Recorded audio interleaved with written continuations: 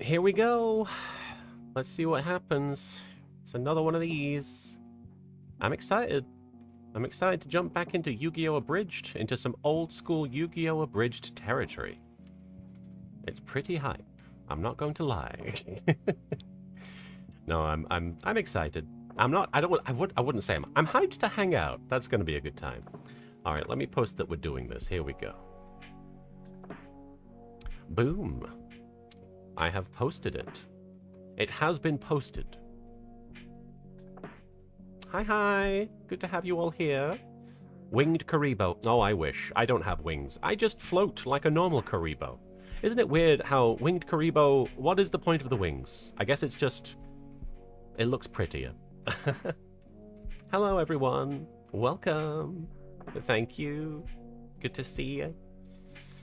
Digi, I don't know, honestly. That's not something I put much thought into. Honestly, I thought about just getting rid of the VTuber and just being on camera. I thought that might be fun, to go back to that and actually, you know, present myself to the world. Haven't done that in a while. Adam Lombardo, thank you. Chatting you for the super thanks. Well, you're very kind. And Andrew, thank you for the super chat. Will your YouTube icon change? It probably should, shouldn't it? It's very masculine. Just the idea of me being masculine is very funny. Just even before I understood this, you know. Well, my favorite ships from Yu-Gi-Oh! I mean, Thief Shipping, all the way up there. Hey, Kurt Dog! It's good to see you. Welcome, Kurt Dog. Shout out to Kurt Dog in the chat. I want to make special mention, since we're celebrating the 20th anniversary of Yu-Gi-Oh! Abridged. Kurt Dog did basically what I did before I did it.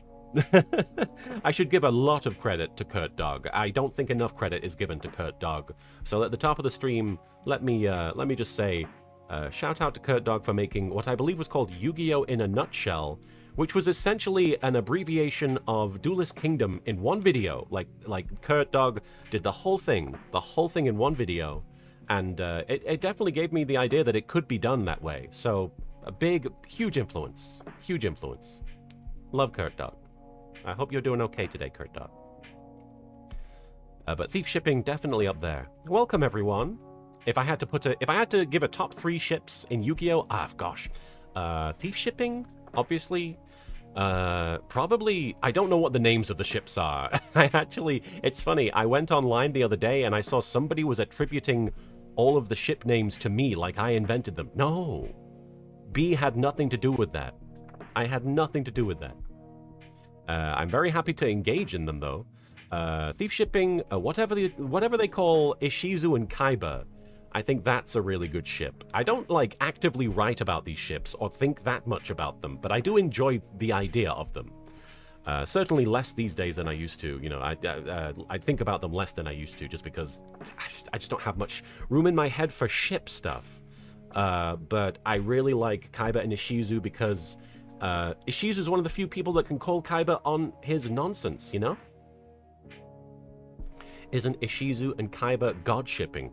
Well, I'd say it's god tier shipping. You know?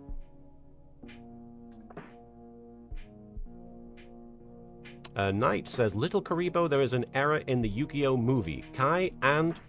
What is the error? You'll have to tell me. Super Hothead B, I need to say I feel like Highlander. Oh? There can be only one? My name is Martin, and now that you have relinquished it, I have gained power. Oh. That's how the name thing works, huh? Relinquished. Oh. Fabulous relinquishing. It's Pegasus, because he summons relinquished. Thank you, I appreciate all of your kind words, folks. But yes, I can't think of... Kaiba and Ishizu is trust shipping. That's interesting. I guess Ishizu's basically like, trust me, Kaiba. And Kaiba's like, never. Never. I will never trust a woman. Or a man. I don't trust anyone except Kaiba. If your name is Kaiba, I trust you except Gozaburo. I took that name. Grootery, thank you for the super chat. Hey B, I want to apologize for Friday and asking for Yu-Gi-Oh! And Rio when your voice was shot. No, don't apologize. You're fine. Seriously. CCTV, thank you for the super chat. I hope you're having a great day. Thank you. There's a few more super chats coming in. I'll get to them in a minute, but we're going to be watching more Yu-Gi-Oh! Abridged. More of that. More Yu-Gi-Oh! Abridged. It's going to be we're going to start with episode 31. I'd like to get to episode 34. That's my goal. But it's a really weird section of the show. This is going to be the part where I kind of stopped rewatching a lot of the videos because, well, I think I got really, again, it's hard for me to recall, but around this time, B of 2008/2009 was very much on, like, I would say, relying on a lot of internet humor, and that's okay. If you enjoy the internet references and the memes and everything, more power to you. But it definitely kind of leaned way more into that around this part. And to say nothing of Season 3 of Yu-Gi-Oh! Abridged, where they go into the virtual world arc, and it's not that it's bad, I have a lot of weird reservations about the way I approached it. The whole meta-narrative about 4Kids and everything, it's just, I was doing a lot of weird navel-gazy kind of nonsense. It was silly, but I'm excited to rewatch it. You know, I'm not gonna watch it being like, oh, it's all bad. I'm gonna watch it being as fair as I can to my own content, which is difficult. It's difficult. The gender-affirming Celtic Guardian. But the next episode, I do want to mention before we go into the episodes and before I keep reading the super chats, etc. This next episode, the video quality is really rough, and I'm not sure why. I don't know if something happened. I know around this time my channel got taken down. I think it was around here, so it might be related to that. Cardi and Joker, thank you for the super chat. Are you planning on ending Yu-Gi-Oh! Abridged on episode 100 at this rate? Probably not. It's just got too much going on in the last season. There's too much plot. Isn't that weird? Isn't it weird that there's so much plot in Yu-Gi-Oh! Right at the end? It's like Death Stranding. The third act is all plot. There's very little card games. It's all just, this is what was happening in ancient Egypt, or at least in the pharaoh's memories of it. But I'm looking forward to watching these older episodes of Yu-Gi-Oh! Abridged. I can't wait to tear into them. But yes, I don't think I'd be able to finish the show on episode 100. As fun as that would be, as fun as it would be to have a nice round number, no. Nothing. I don't think it's possible. It would require too much abridging. Too much abridged. The abridging would be prolonged. All right, I'm going to read some of these super chats. I'm not gonna dwell too long on them if I can. I know you guys, some of you don't like it when I do that. I think it's good because it spurs conversation and everybody's being very encouraging and very positive. Jaburges in the chat says, you better do Mana justice. I'm gonna try.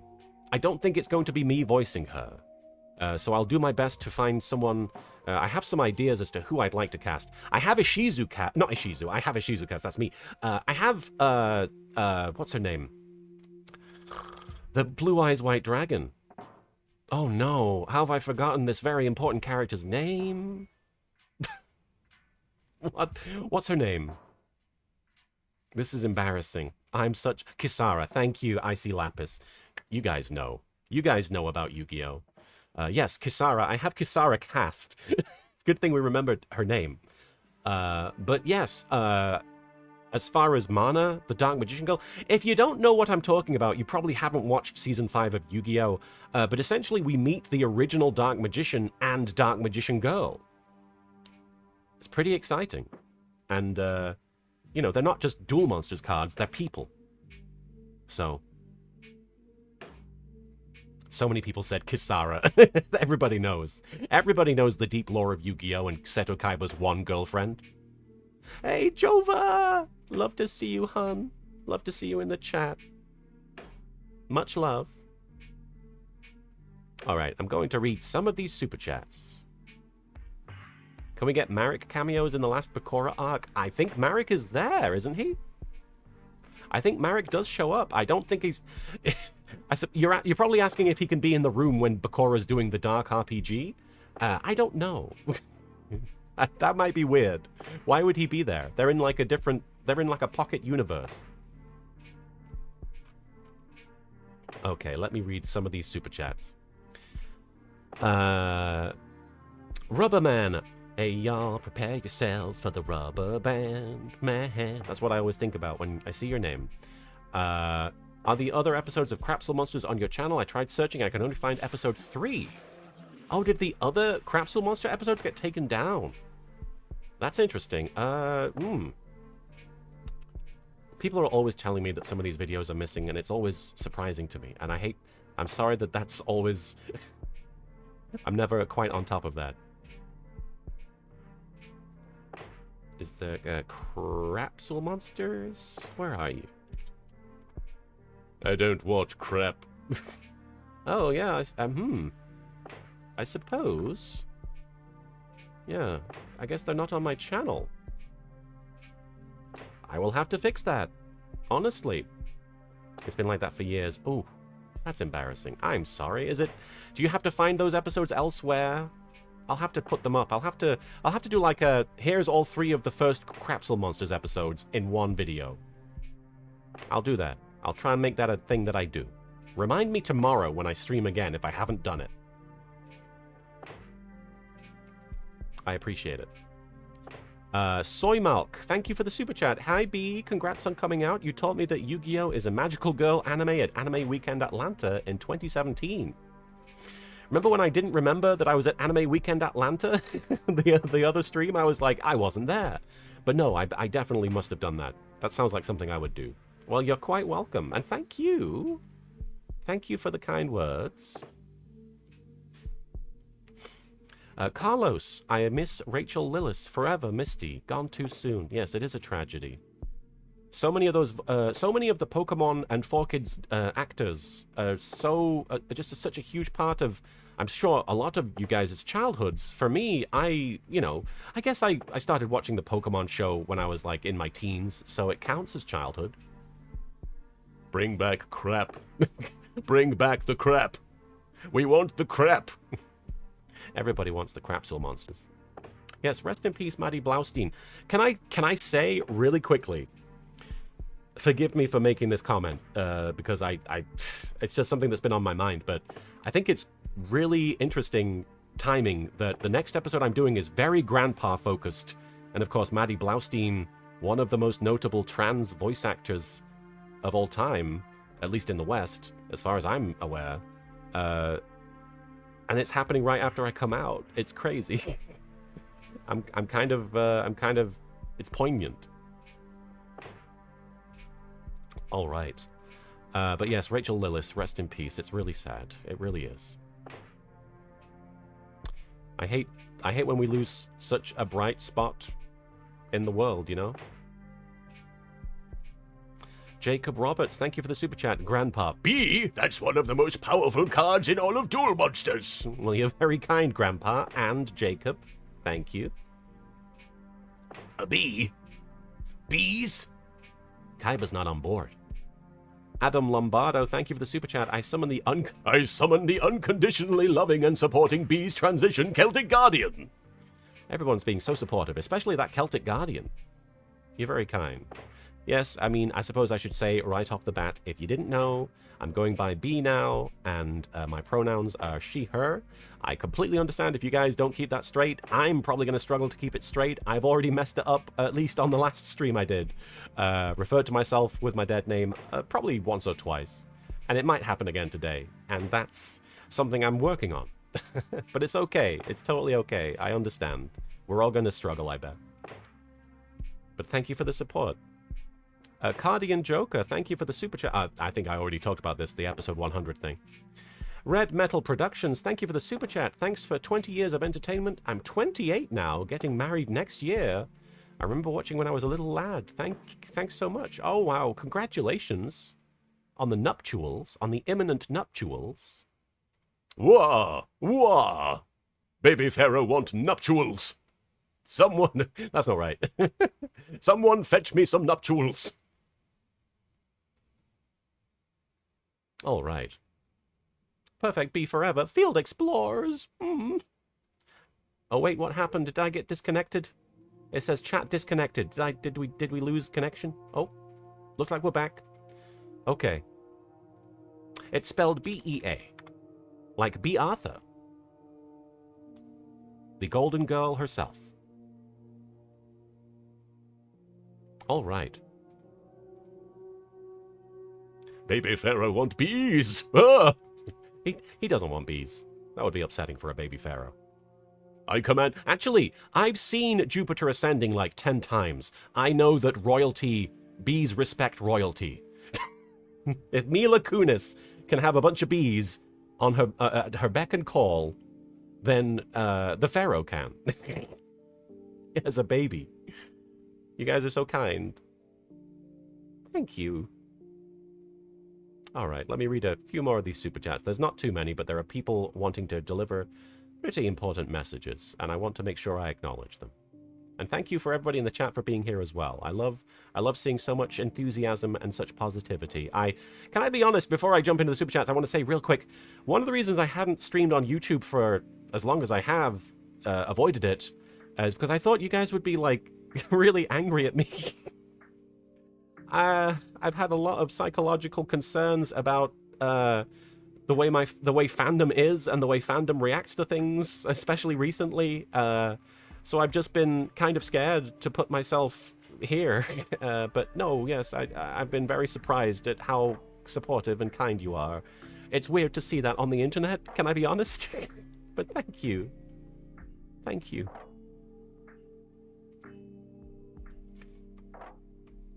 All right. A few super chats here. Sir Abrolon. Sorry for the obscure reference last time. The first part, Ba Ba Ba Ba Baby, was Helvis from Hells. Oh, right. I was in that. And the second half, I'm the Almighty, was a quote from you voicing Roku during an outtake. Yes, I was God in that movie. I've been God in Hells. I've been the Pope in Tales of Zestiria. I've been multiple religious figures in various things. Some would argue that Frieza is a religious figure. People who don't want to get murdered by Frieza, usually. Dual, you say thank you for the super chat. You should do the episode and movies in order. What do you mean? I thought I was I mean, I've been trying to do that. I've been trying to do it.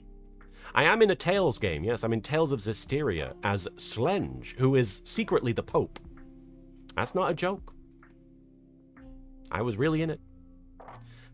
I voiced various side characters as well, like with little one-lines like, look at that! Hikari, thank you so much. I appreciate it. Meg, thank you for the super chat. This is insane to say, but YGO Abridged has kept me and my sister close and entertained for years. Truly, thank you for being part of our vocab for 20 years and giving us that bond regardless of where our lives take us. I love that. Thank you, Meg. I love that. Idosarts and Crafts. Tales of is a series of games like Tales of Vesperia and Tales of Zestiria or Tales of Abyss.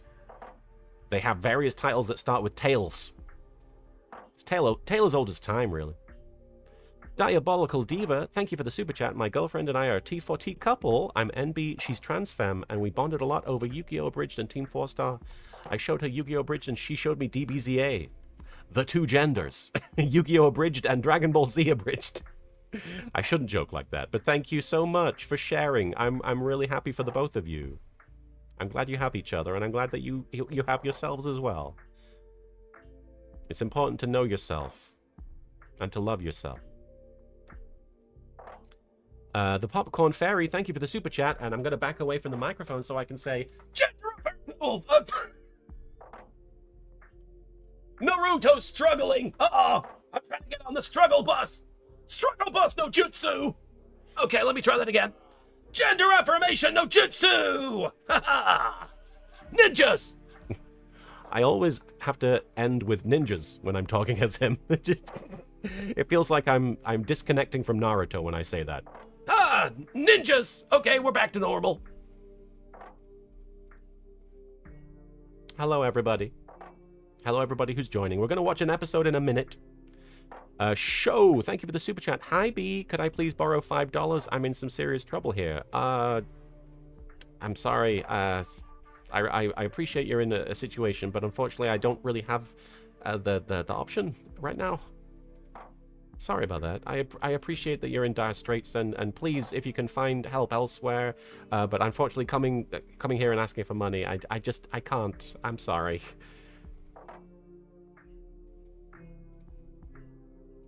Matthew, thank you for the super chat. Could Bastion find the mathematical value of Kaiba's ego?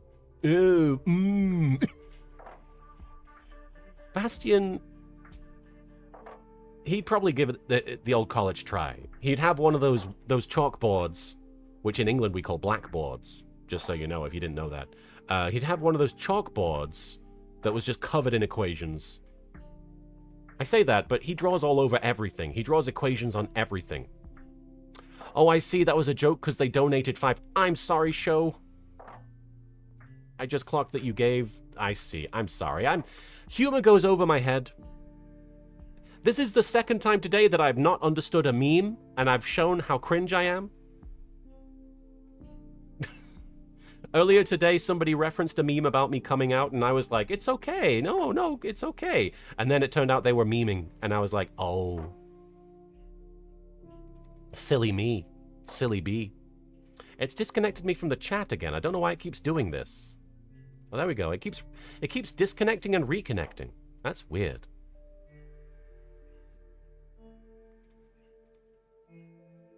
Chemo, thank you for the super chat. Hey, Mind Steves.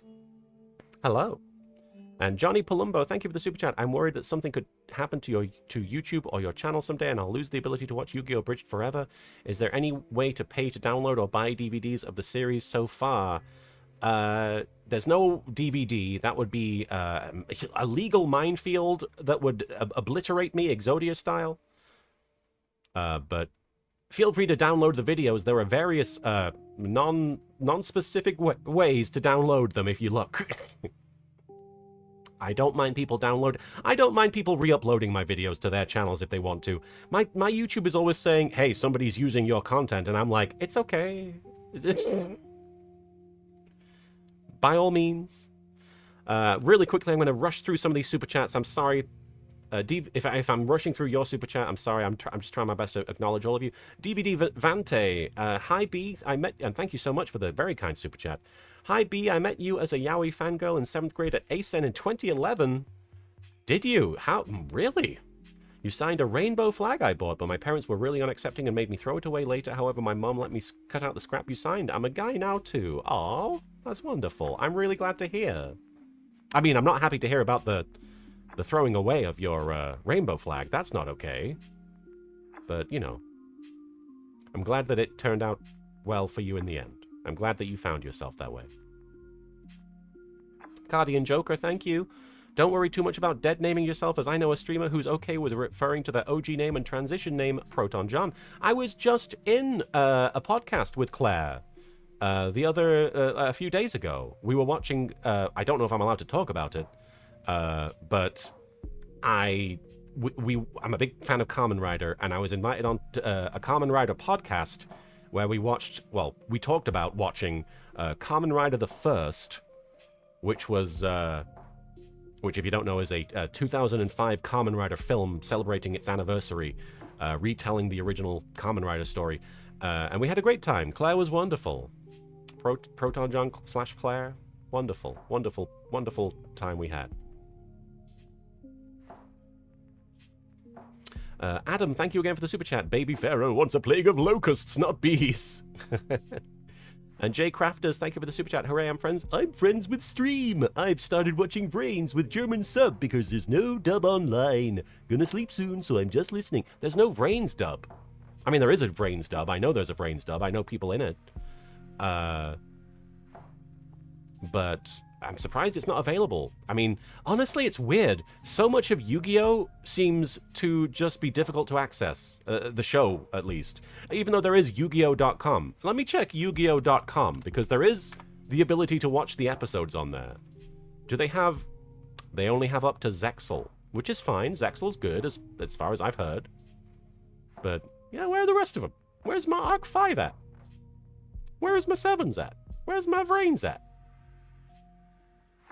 Chemo, thank you again. If Naruto Bridge was ever to come up again, we should address David Bowie passing away sadly. I suppose I would probably acknowledge it, yes. Wouldn't want to make a joke out of it. Cash, thank you for the super chat. So is this the line to join the B team? Furthermore, trans buttocks rights forever. Thank you.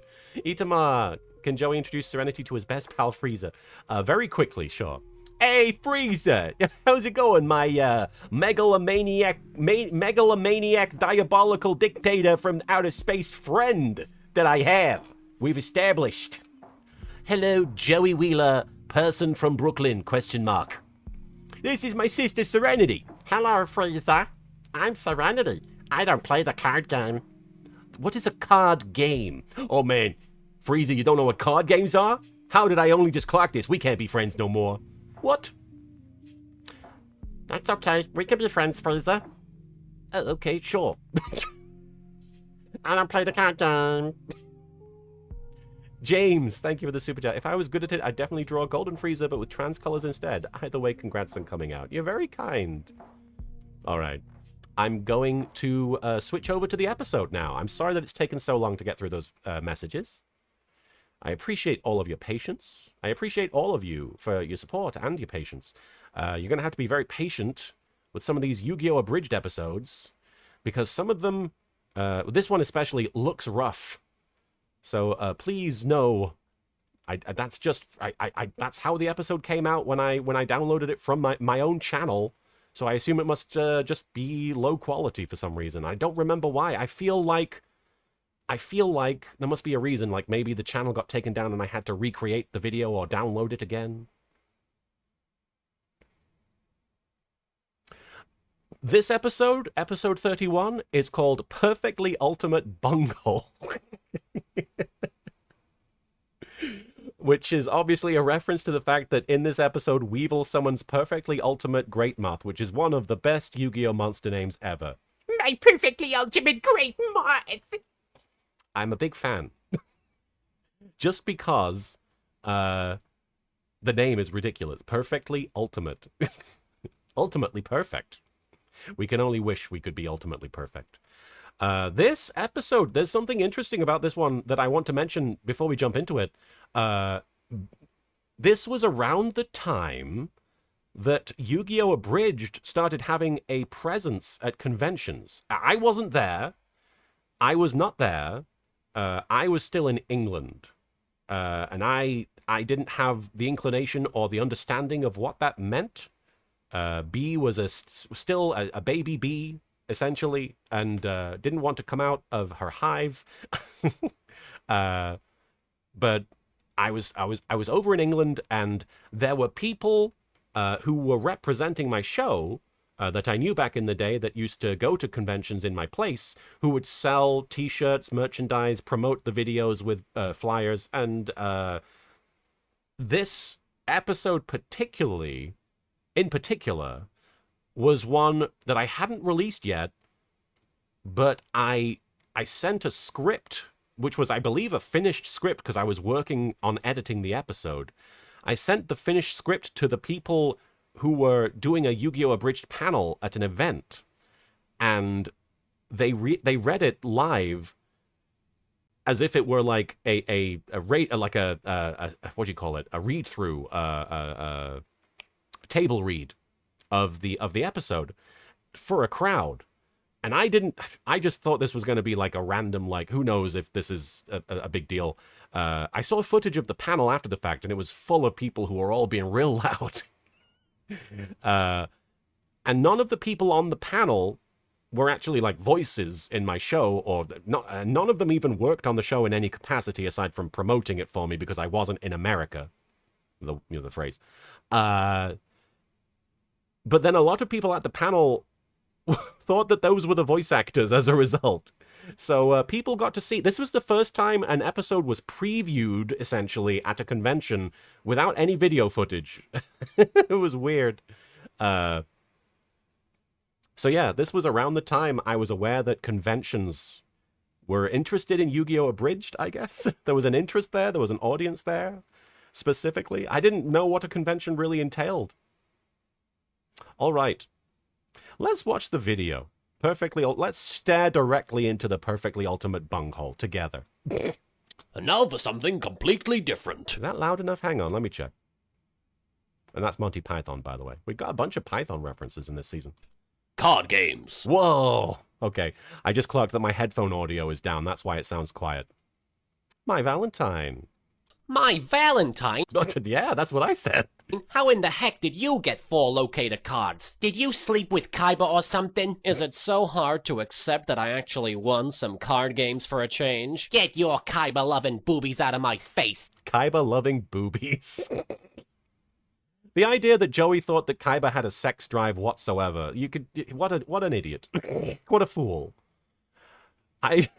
Is he going to say what time is it? Because if he doesn't, this is a missed opportunity. Honestly. Because there's a clock. Although, having said that, it's not facing him, so it wouldn't be as funny.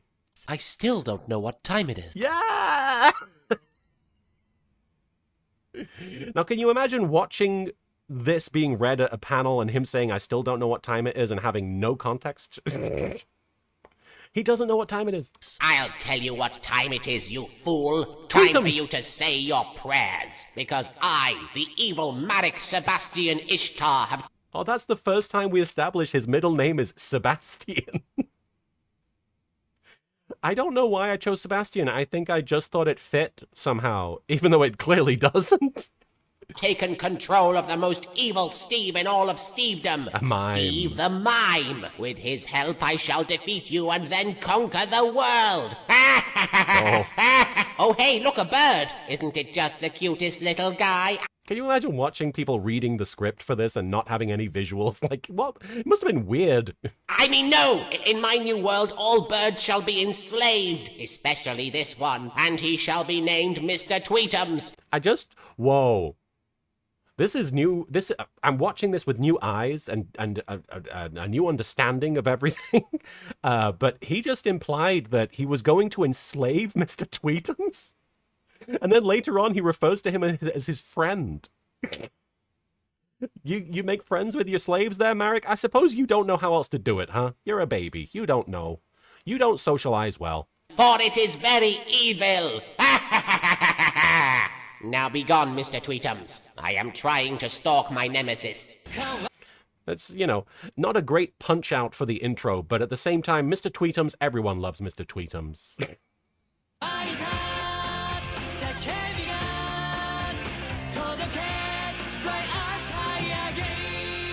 You see, the video quality's slightly worse. I don't know why. Hey, it's Jonochi. Oh. So yeah, there's a random kid in this episode that shows up, and I don't know how accurate this is. This is completely my assumption. This was B of 2008/2009, probably 2008. I don't remember. Just guessing at things. There's a kid in this episode, and there's a kid in various episodes of 4Kids animes that has a voice that just sounds like an actual kid. Like they got an actual kid in the booth to do dialogue. And I have to assume it's like a contest winner, right? Like a kid wrote into a magazine and was like, can I be on the Yu-Gi-Oh? And they're like, yeah, by all means, come in and do anime dubbing. Which is cool. I think that's cool that kids got the opportunity to be in this stuff. Extra Dark One, we're on episode 31. It's the first one of the stream. Perfectly Ultimate Bunghole. Good to see you, by the way. So yeah, I think that this character was voiced by an actual kid. If I'd thought about what I could do with this character more, I probably would have come up with something entirely different from what I went with. But I ultimately, B of 2008 was like, wouldn't it be funny to make fun of people who like Yu-Gi-Oh, who are obsessed with the Japanese version, which is a little bit of a, first of all, it's a reach for the character.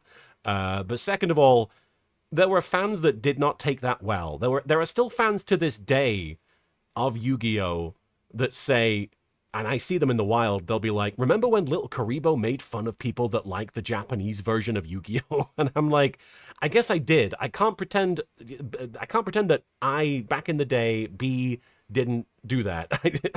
I wouldn't do it these days because the Japanese version of Yu-Gi-Oh is great, and having started watching Kamen Rider so much and singing in Japanese along to the theme song, I can't judge anyone, you know? So here, this was just me sort of just blindly sort of throwing things at the wall. This character speaks Japanese occasionally to be like, I like the Japanese version. And he calls Joey Jonochi because that's Joey's name in the Japanese. Jonochi-chan, I'm your biggest fan. Can I have your autograph? Sorry, kid. I think you got me confused with someone else. Nope, you're Jonochi-chan. Your best friend is Honda-kun. I'm a fanboy, so I don't like to watch the dubbed episodes. That's still a thing. He's saying things that people say now unironically. Gomenasai. He looks kind of like a Koji from Majinga. Like, that's what I'm getting. I probably would have done something with Majinga. He's kind of got Koji vibes. This kid ain't making any Koji Kabuto. sense. Maybe if I sign his deal, he'll leave me alone, or at least stop using all those crazy words. Ta-da! See? I signed it, Joey Wheeler. But your name is Jonochi. No, it's Joey Wheeler. Can I glomp you? No. Okay, I'm getting on board with it. I was like, this joke did not age well. No, this joke aged fine because it's... It's so, for me, it's very true. I met so many people who would ask if they could glomp me. Not even at conventions. People who just loved Yu-Gi-Oh! Oh, that's okay. Glomping, if you don't know, if you are of current time and you don't know, you didn't experience this, glomping basically was people charging at you and hugging you to the point that, you know, they tackle you to the floor. I've been glomped at least once. I was glomped in a hotel room. This sounds weird. I was glomped in a hotel room alongside Takahata 101. There were some cosplayers that won a cosplay contest, and they were excited, and they invited us to their hotel room, and they were also like, "Have you ever been glomped?" And me, being a baby bee, had never experienced this, and so they glomped Taka, and then they glomped me.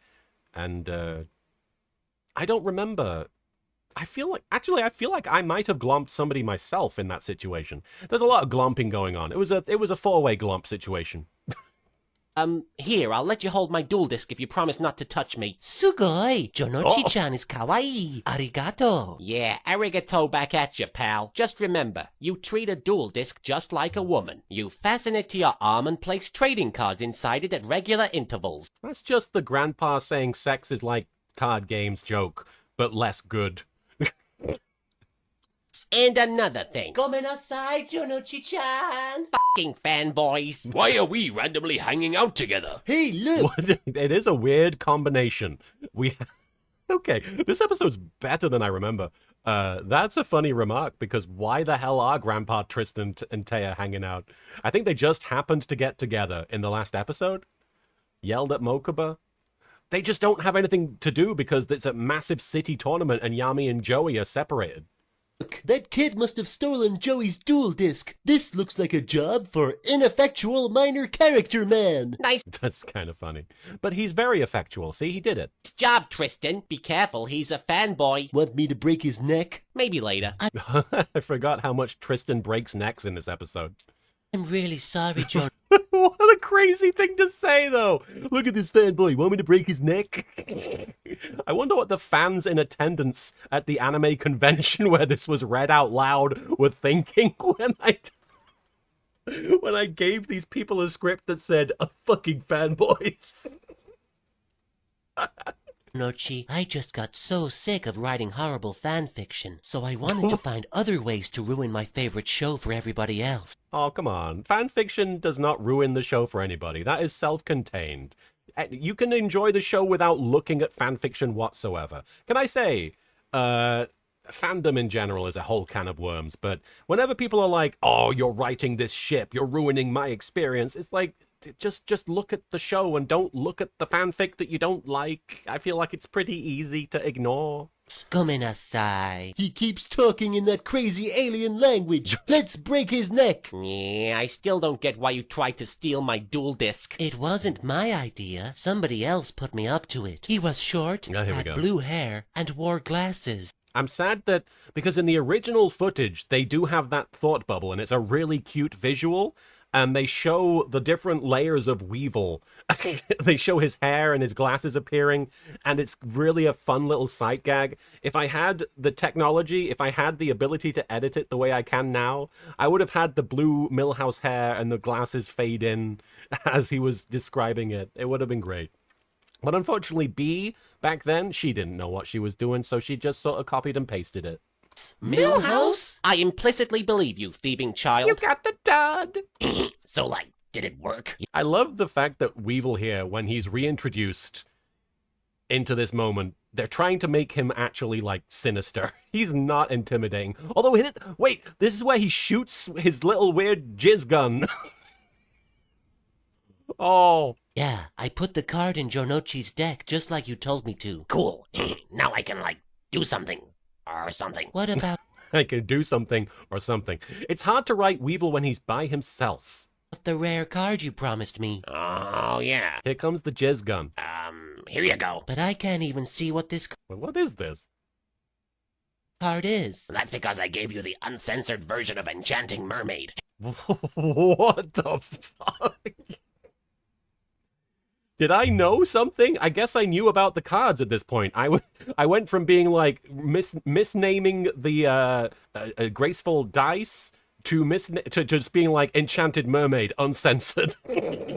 What am I pulling? Where am I pulling that from? I guess I learned about censorship with the cards at this point, and I wanted to make a reference to it. You can totally see her boobs. Oh, hey, check this out. Jizz gun. Loogie gun. Oh, loogie gun. Yeah, I went with a PG version, but that's a jizz gun. Look at those ropes. Oh! Hey, loogies are cool. Now that's accurate. That is what Weevil would say.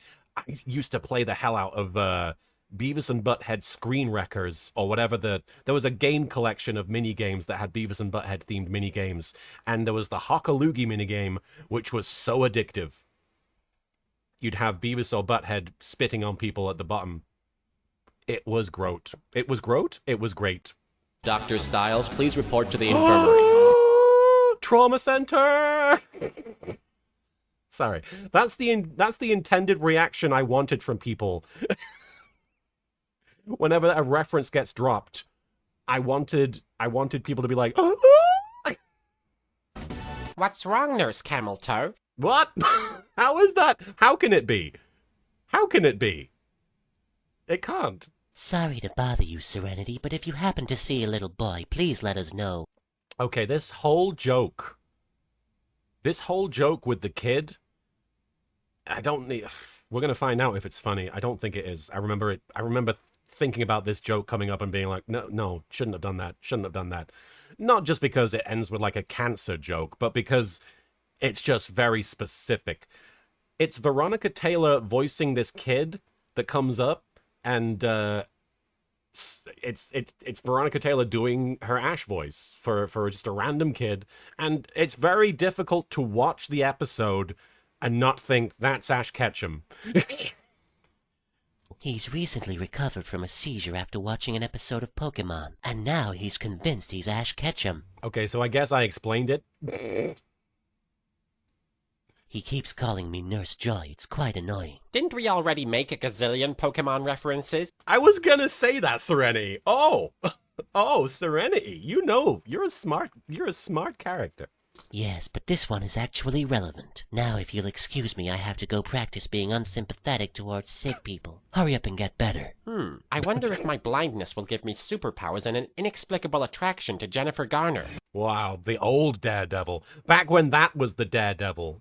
Back when that was the specific Daredevil that everybody referenced because that was the only one that anybody knew. Weird. Now it would be Rosario Dawson. Hey, what's that noise? Or whoever is playing Electra, I don't know. Hey, I'm Ash Ketchum, Pokemon trainer. Let's just playing the music.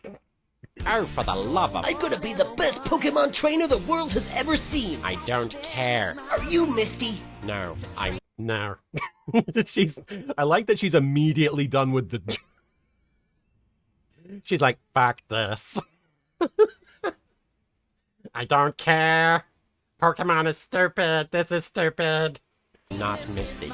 Come on, Pikachu! We gotta beat Team Rocket! Okay, where the hell is the panic button? What? So anytime it cuts to Serenity in the hospital, madness ensues. Madness ensues. Evil Underwood! Oh yes, of course, there's an actual duel in this episode. So it was you who tricked that kid into stealing my dual disc for no apparent reason. That gives me rage of the Brooklyn variety. Oh, we were at the point where we were doing spins on Brooklyn Rage already. That's interesting. I say we. Me. It's just me. It's just B. I actually had a fun... regarding my name, I realize now why I'm such a big movie fan. It's because IMDb. Let's keep watching. Yeah, it's like revenge will be mine and stuff. Breaking the law, breaking the law. What are you talking about? Yugi was the one who beat you in season 1. What's your beef with lovable old Joey Wheeler? I don't know. I don't even think we've met before. But like, apparently I hate your guts. Why does Weevil hate Joey? Is there a reason? Now let's play a children's card game and stuff. Anime I'm glad you guys like my joke. Millhouse is a jerk. Check it out. Anime Millhouse is a jerk! It's one of the better lines from the episode. I'm gonna summon my rarest monster, the perfectly ultimate great moth. But shout out, oh, this is a joke that I just called back in the newest episode. Here we go. Perfectly ultimate great moth. That's one of the most powerful cards in all of Duel Monsters. It's very powerful. I don't know if I'd go that far, but Grandpa, he's gonna bring it back. Oh yeah? Well, I summoned the Swordsman of Landstar. The fucking Swordsman of Landstar. The Swordsman of Landstar. That's one of the most powerful cards in all of Duel Monsters. You activated my trap, Butt Munch. Now all your... Oh my... Ugh. What? Okay, so, where do I get off? Where does B of 2008 get off? Making all those jokes about Jonochi-chan and glomping, and then I was like, yeah, you know what? Caramel dancing, unironically funny. I'm a silly girl. Monsters will be forced to dance uncontrollably to crappy Japanese pop music. It's not even Japanese. I got a lot of comments about that. I beg to differ. I You popped in during Cringe, Demon. You came at the right time. summoned Jinzo, negating that's why I did it. So I could do this. the effects of your internet cliche. Oh. Why so mean? I mean, I know my reaction in real time on the stream wasn't much better, but why did it need to be like, fuck the song? So, like, I used that kid to sneak a parasite card into your deck, forcing all your monsters to become insect types. I actually think this is a really cool, twist, because nobody else thinks to do something this basic insect. Nobody else thinks to do something like this, and Weevil's actually smart enough to be like, yeah, I'm gonna actually mess with your cards before we play. Like, that's smart. It's not nice, but nobody else thinks to do this, especially in life or death situations. Come on. It's like something out of David Cronenberg's remake of The Fly, except Wow, a very specific pull for Joey. it isn't happening to Jeff Goldblum, so it's less repulsive. It's still repulsive. It's happening to a panther man. Jeff Goldblum, he's one of the most powerful cards in all of Duel Monsters. There it is. That's the... It's still accurate, by the way. You can summon Jeff Goldblum and basically win the game.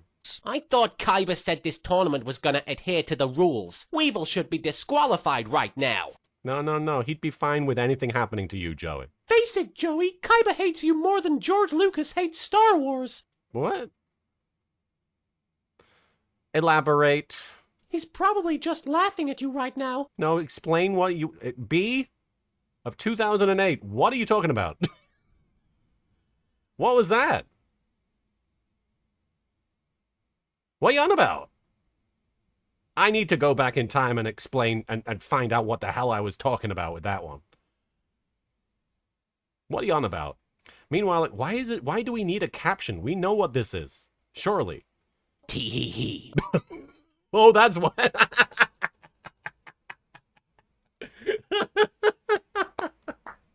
Didn't need a caption, but that's funny.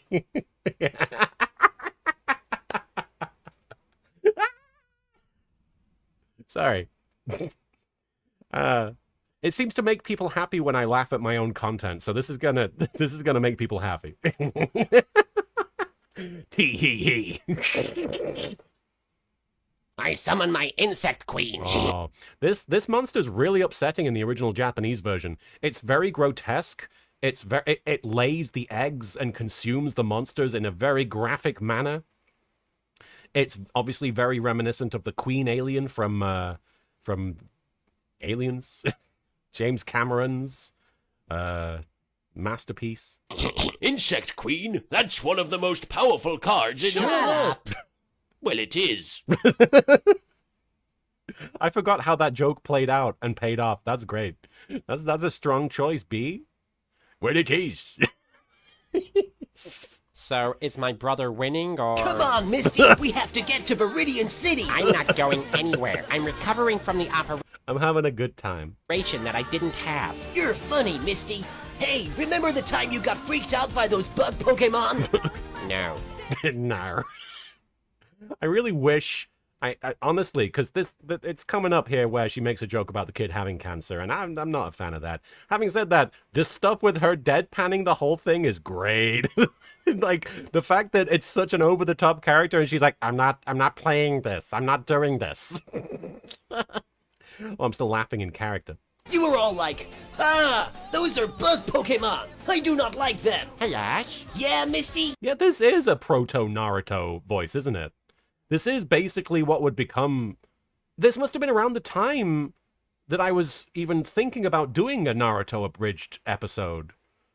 I wonder how close together they are, because this definitely would have influenced the voice. Or been similar, at least. The doctor told me you have cancer. Uh-huh. Oh, is that some sort of new Pokemon that can't be found in the Johto region? No. It's cancer. Ew. Now, yeah, the joke is that she's shutting him down and trying to ruin his good time. It's a little much. And here's the censored version of the Insect Queen consuming the monster, which is way grosser in the original, which is why Taya has that. There's a great shot of Taya reacting to it, and I don't know if I used it, but I'm always looking for it. B of 2008 probably wasn't smart enough to incorporate it. Oh, his insect queen's eating my monsters. And it turned them into smoos. Oh, nothing could stop. They're going to say it, aren't they? I'm precluding the joke. No, not smoos. Nothing can stop the smooze. Nothing. Bo, bo, bo, bo, bo, bo, bo, bo. Now I'm gonna destroy your mighty insect queen with a magical can of bug spray. Seriously, that's how I defeat you. Hey, that's really cool, B. You don't know. That's a really fun and inventive way of defeating the bugs. That's a Yu-Gi-Oh thing. You don't understand.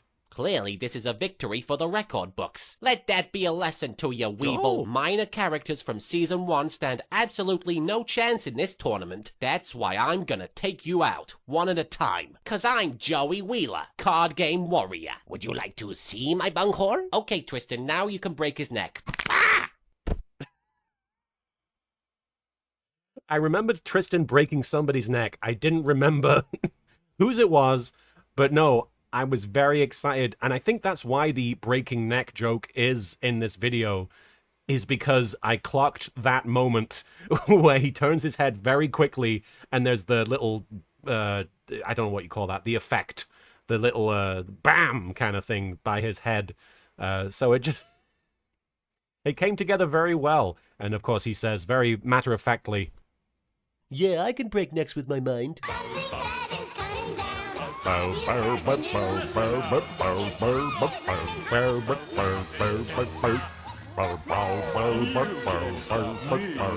watched the heck out of My Little Pony the movie as a kid so many times.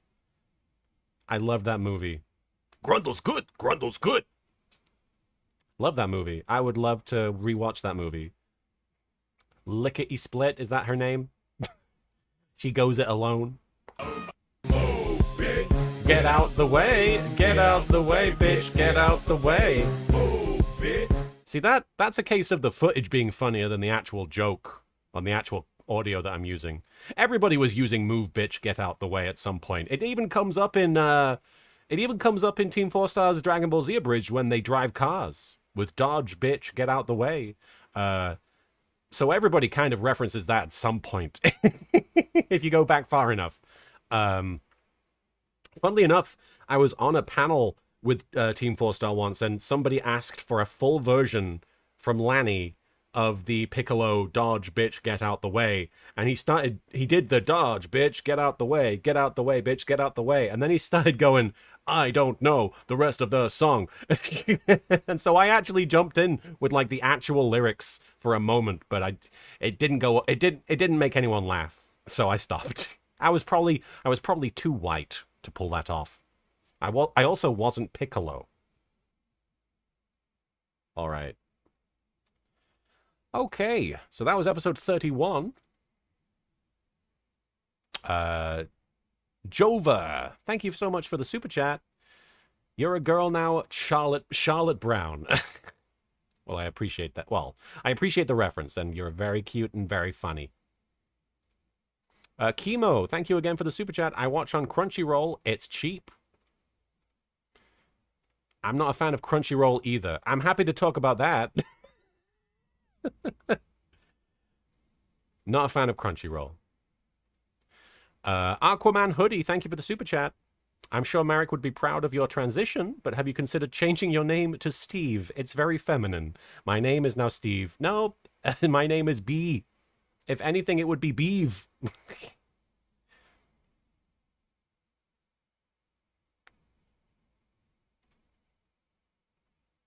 Eliezer, thank you for the super chat. LK, there is an art piece of your show. Huh? An art piece? What do you mean? Can I post it on Discord and you talk about it? Trust me when I say it's perfect for YGO Abridged 20th anniversary. Elisa, you're very kind to offer. I just am focused on watching the videos and reading the chat right now. So unfortunately, just for time's sake, for expediency, you can share that in the chat if you like, but I'm probably not going to talk about it, but I'd love to see it. Itamar Strauss, thank you for the super chat. Oh no, I've caused the demise of Joey and Frieza's beautiful friendship. Well, let's be happy it happened. Oh, it's okay. It's character development. There's a character arc. You know? They're going through their own thing. They're going through relationship teething issues. I'm not saying that they're in a relationship, but you know, their friendship is being tested. It's very exciting. Matthew Galloway, thank you for the super chat. What's bigger, Kaiba's ego or elemental hero Neos's ass? Well, unfortunately, it's Kaiba's ego, but we're going to pretend, for the sake of argument, that it's Neos's ass, because I would love to see Neos's ass be that big, if that it dwarfs Kaiba's ego. They did the Little Karibo is God panel still, Super Animaniac? Sorry, I just saw in the chat, you were at TechoCon a couple of weeks ago and there was a panel called Little Karibo's God. I didn't realize that was still going. A lot of people think that is my panel. It is not my panel, but I'm really amazed that it's still ongoing. Those guys have been doing that panel for over a decade. That's incredible. Well, I certainly hope that it's not all just about me. I hope that they give a shout out to like Team 4 Star and everybody else that makes content like me. It's not all about me, but that's very cool. Those guys are really nice. The Guy, thank you for the super chat. Perfectly Ultimate Great Moth is a crazy name, but try DDD Wave Oblivion King Caesar Ragnarok. Or I love this one. Interplanetary Purpley Thorny Dragon. No, absolutely. Love Interplanetary Purpley Thorny Dragon. Purpley, I'm purpley. I'm not thorny. And I'm not a dragon. I would love to see a dragon Karibo. Do those exist? I suppose Winged Karibo is the closest. Yes, a Straw Hat. I like that attitude. LK is not God, but they are pretty damn good. Thank you.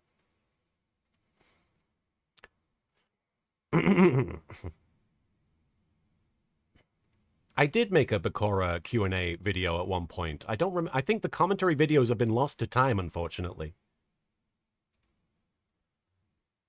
Evan, thank you for the super chat. I think the hardest I ever laughed was in 71, episode 71, when Yami jumped off the horse and it flew into the canyon. Pretty sure I had tears in my eyes. Yes. Very well edited. I can't take credit for the editing on that one. Eliza, yeah, if you want to share, I don't know if you're able to post the link in the chat to the artwork if it's online. You could post it in this chat if possible. Chemo, thank you for the super chat. I can't wait for Season 5 Zork and Pal's return. I wonder if you're going to make fun of Malik playing dead. Playing dead? Does he play dead? I don't recall. I don't know what we're talking about. Sir Straw Hat, thank you for the super chat. Oh, no, hang on. I've missed a few. I don't know how I missed a few, but I did. I must have scrolled by mistake. I'm sorry. B-Man, thank you for the super chat. I'm guessing you've heard by now that Brock Lesnar has retired. Yes, I did hear that. I thought, did he actually definitively retire? Because that doesn't happen very often in wrestling. I assumed he came back like a few weeks later. I remember that, Dr. Krub. That was fun. Doing that live in Stockport, around behind some shops. Simpler times, simpler lives. Aqua Melody, thank you for the super chat. Fun fact: Japanese Yu-Gi-Oh is super inspired by JoJo's Bizarre Adventure, so I feel like you're just doing it justice. Am I? I've not watched enough JoJo to know that. In the chat, Crusher, thank you for the super chat. Could you say, time to destroy the world? Absolutely. I think I did. FSM Gauss, thank you for the super chat. Showed my best friend Anindia all of Yu-Gi-Oh! Somehow he didn't realize who Hapnarg was for so many episodes. He'd love if abridged characters talk about it. Okay. I'm not gonna do too many characters, and I'm not gonna do these improv skits for too long, just because they do delay the episode watches. So, Haha, surprise! It was me all along! Grandpa! I just switched my name around so it's in reverse. Ah, a fine strategy. What a wise and cunning old man he is. Very impressive stuff. Apnarg. I mean, Grandpa. Wink. Pharaoh, it was the most obvious thing ever. I clocked it when he stood on stage and looked like my grandpa, and smelled like my grandpa, for the record. I had no idea. I knew it was not the real grandpa the whole time, which means I was fooled. What the fuck? That's Taya's reaction. What the fuck?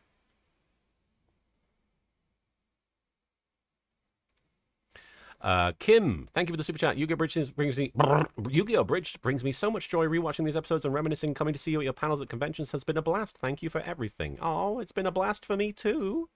Thank you. Al, thank you for the super chat. B, I'm working but wanted to say happy belated name day. We'll catch you on the replay and wish you and Marin all the best. You're very kind. Thank you. Everyone's being so nice. Imp Brush, thank you for the super chat. Weevil used actual bug spray in the manga. With the gun, you mean? That was a bug spray gun? It doesn't look like bug spray, if I can be honest. It looks like a spider web. It looks like spider webbing that gets shot out of the technically and anatomically correct... Well, I guess it comes out of its mouth, doesn't it? So not an anatomically correct, but still weird. Super weird. Hi, Marin. Welcome home. Silks, thank you for that super chat. You're very kind. We'll get to watching episode 32 in a minute, which is called The Worst of Both Worlds. Oh, I know why it's called that. Oh, boy. It's an interesting start to the episode. It did look like Silly String, right? That would be absolutely what they would use in Kamen Rider or Tokusatsu. They would have a gun that shot Silly String and everybody would react like they were getting blasted with acid. Redacted, thank you for the super chat. Hey B, was wondering if you could turn your Yu-Gi-Oh! Abridged playlist into a show format on YouTube Studio. I guess I'll have to look into that. I didn't... Is that good? Is that a thing? What does that do? I'd love to do that, lapsing. If MBT wanted me involved, I'd be happy to jump in with a voice. Silks. Oh, yes. Oh, thank you so much for the second super chat. You're very kind. Oh, no, I forgot to leave a message. Ha, ha, ha. B, I've been following since episode 18 or so. Your work means so much to me. It's my birthday, and I'm so excited to see that you're live. Happy birthday, Silks. Thank you so much for giving so much on your birthday. Oh, my gosh. You're very kind. Happy birthday. And thank you for following for so long. That is probably 19 years or so you've been following. That's incredible. Thank you. Oh. Who said that? Of course, I had a feeling. Sir Straw Hat, thank you for the super chat, because Rex was already eliminated. That's why. I see. Yes, Weevil is just angry at everybody. Hey there, Bitmore Dave. Welcome. Ant Demo, thank you for the super chat. Don't know if someone asked this. I joined late, but any plans to update your VR model? People have been asking, and it's not something I've been thinking about. But what I would like to do, I think, is just go back to being on camera. I think it would be fun to have myself on camera again, and, you know, present myself to the world so I'm visible. I think that would be nice. Now, not to say that I would retire the virtual tuber or anything, the virtual Karibo, but it would be nice, I think, to do that. Bia, thank you so much for the super chat. Hey, LK, congrats on the coming out from Bia, me to B. As a fellow trans person, let me just say, one of us, heart. Well, heart to you as well, Bia. Thank you so much for the support. You're very kind, and there's been a lot of kindness shown me. I just want to say thank you so much to all of you for that. But thank you to you, Bia. The VTuber model is funnier, though. Oh, well, I mean, I appreciate you saying... Funny, Martin. Apparently I'm not funny. Undertaker Rokes, thank you so much for the $100 super chat. My gosh.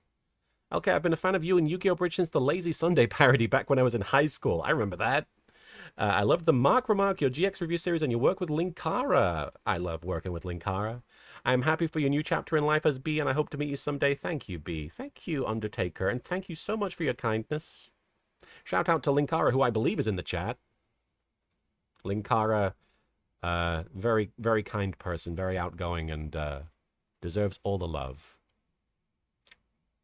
I enjoyed doing the Mark Remark. I would love to go back to something like that. Maybe not as elaborate, maybe not as long, because some of those videos were like an hour. Sir Straw Hat, thank you for the thank you for the super chat. Here's what I don't get. You say she's recovering from an operation she didn't get, but you joked before the operation happened and was a failure. There's a lot of inconsistency. That's a big problem, actually. You can absolutely criticize me for my inconsistency. Emon, thank you. Weirdly validating to know I'm not the only trans person who verbally speaking in the third name to reinforce it in my own mind. You've clocked it. You've clocked it. I keep being like, B? Back then? B of 2008? Yes, I'm trying to reinforce that for myself. Apologies if it becomes obnoxious. A. Vargas, thank you for the super chat. You met YGO Abridged in 2015. Thanks for all. Well, thank you for watching the show. Shakira, oh, Beyonce. Thank you for the super chat. Sorry for missing the last live stream. You're fine. So I'm glad to be here now. I'm happy for you coming out, B. I'm also trans, and I will always support. You're very kind. Thank you so much for that, and I love to hear from you. I love hearing that. The rocks is pronounced rocks. Yes, but I wanted to be literal. Rock in peace. Crusher M33. I've already done that one. Blandscape, thank you for the super chat. Would you ever consider redubbing the Season 0 film tie-in? Would love to see your contemporary spin on Gary Stu not playing card games. I would love to do that, actually. That could be fun. Princess King, Your Majesty. Thank you so much for stopping by, and thank you for the super chat. Hi, B, looking beautiful and floofy today. How are you doing? I'm doing okay. It's been an intense week. Can I be honest? Can I level with you guys? It's been a very intense, emotional week, but I'm you know, part of that intensity has been a constant, basically up and down pendulum of euphoria and terror, but within all of it is happiness. Within all of it is understanding. Within all of it, is this feeling of I'm doing something that feels absolutely right, and I haven't questioned it since I talked about it publicly, and that is something that has galvanized a lot of feelings that I have, has really reinforced a lot of positive things that I've felt very quietly for a long time. So thank you for asking. I'm trying to sort of keep moving forward with it. It's just been an interesting experience so far, you know. And this is going to be the last super chat I read before we go on with the episode. Apologies to anybody who's sent super chats in the meantime. Jamie, thank you for the super chat. Do you have a favorite panel in the Yu-Gi-Oh manga? Mine is when Yami says, "You don't aim yo-yos at people, you aim that at the ground. Think about that. In the hospital." Would you say it, please? I'll say the whole line for you. "You don't aim yo-yos at people. You aim them at the ground. Think about that. In the hospital." Feels like something Space Ghost would say, you know. All right. Favorite panel from the manga? Gosh, that is difficult. But I really do love the one shot. I say shot. It's a manga panel. It's not a camera. But the one panel of Anzu sitting next to Yugi on Duelist Kingdom, and they're kind of having a very intimate moment without it being like a necessarily romantic moment. But it's Anzu telling Yugi, because Yugi, as soon as Anzu walks up, is like, "You want to talk to the Pharaoh? Okay, I'll switch." And Anzu says, "No, I want to talk to you. Please don't feel like I'm putting you to one side so I can talk to the handsome guy." And there's a panel, I believe, I'm kind of going from memory, where Anzu says to Yugi, you're absolutely fine the way you are." And I always think about that. You know, when I think about the bonds of friendship that Kazuki Takahashi was trying to remind us are real, trying to remind us are always there, even when we're separated, even when we can't be together. And I think that that's something that is really profound and beautiful about Yu-Gi-Oh! And about the message that Kazuki Takahashi was putting out there. And I've said this, I've talked about this when Kazuki Takahashi passed. He kind of left us a strategy for dealing with his own disappearance, his own death. And obviously he died very tragically trying to save people. He was a hero beyond anything that he did with his art. And it's very difficult to be in a world where he's not around. But he reminded us through his works that he's not gone. And so when I think about that moment in the manga, there's so much more caked into that. There's so much more baked into that, I guess. You know me and butts. But I love what he was trying to tell us. I love that he wanted us to know that we matter, and we matter because we see each other in one another, even when we can't see each other. All right. Well, on that note, let's watch another internet parody video, which I believe looks a bit better quality-wise. Episode 32, The Worst of Both Worlds, and it starts off with a doozy of a scene. I'm going to read Polish's super chat here, because you gave quite a bit. "I don't blame you for worrying about your fans' reaction to your transition. People in general are horrible, and real-life current events are a testament to that. But your fans have been nothing but supportive and amazing." I certainly have felt that, and I certainly have seen that. I kind of want to say, right before we jump into the video, based on what you've said there, I worried more about people just disliking me generally, and being angry at me generally. It wasn't so much related to my transitioning. I actually talked to a few trans people before talking openly about my experience, and they said, at least one of them said to me, "I understand the concern about having a huge audience and how they would respond to this." And my reaction, and this is really how I felt, was, I think I'm okay with whatever my fans think about this. I think I'm okay. You know, there's a chance they won't like it. There's a chance they will reject it. And I have to be okay with that. That's kind of one of the sentiments I was trying to express with Yami Yugi when, toward the end of the last episode, in episode 89, he says, even if it means losing, you have to do the thing you want to do and risk losing everything and risk people resenting you for it, risk people turning their backs on you if it means that much to you. So I've been okay with the idea of people being upset with me, or, you know, I've been okay with the idea of there being a negative response to this. I was going to do it regardless. Okay, let's jump into episode 32, called The Worst of Both Worlds, and we're going to see that the opening scene is very unique, if I remember rightly. I have not watched this one in, as my mum would say, donkey's years. Donkey's years. There it is. Previously on Yu-Gi-Oh! They all have different voices. I don't remember how I did this. I think I found... Did I find like a version of the footage that just had no sound effects? I don't remember what the impetus for this was, but it's very memorable. Mr. Worf, dispatch a subspace message to Admiral Hansen. We have engaged the Borg. I remember having to re-record so much of this to time it with the footage. I'd never done anything like this. I'd never attempted anything like this.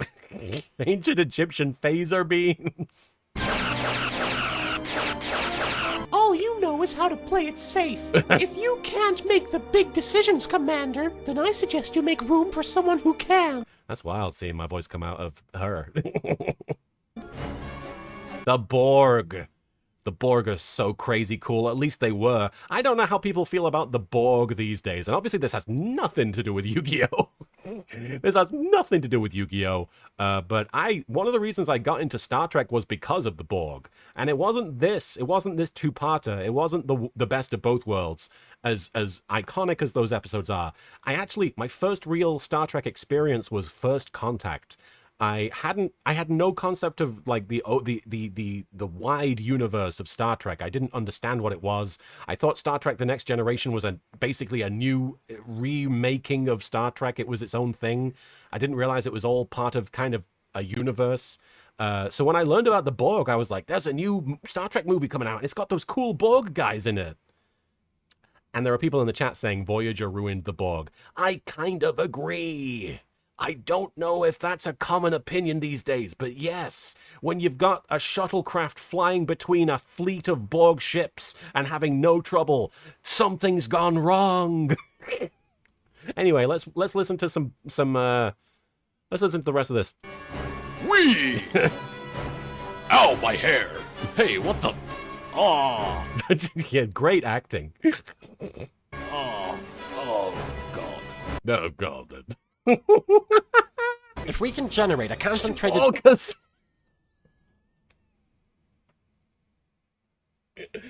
because Serenity is blind. I'm sorry. burst of power at that same frequency distribution. How do we do that? Whoa, who is Wesley? Is it Tristan? It's Tristan, isn't it? The main deflector dish. Can you hear me rushing the line to match the lips? The main deflector dish! I am Locutus of Borg. From this time forward, you will service us. Mr. Worf, buy it. Say it. Say it. Say it, you bitch. Mr. Worf. Buy it. Fire. And now the conclusion. Now, in the original, it's like... They knew that they had one of the greatest cliffhangers of all time, and they used it well.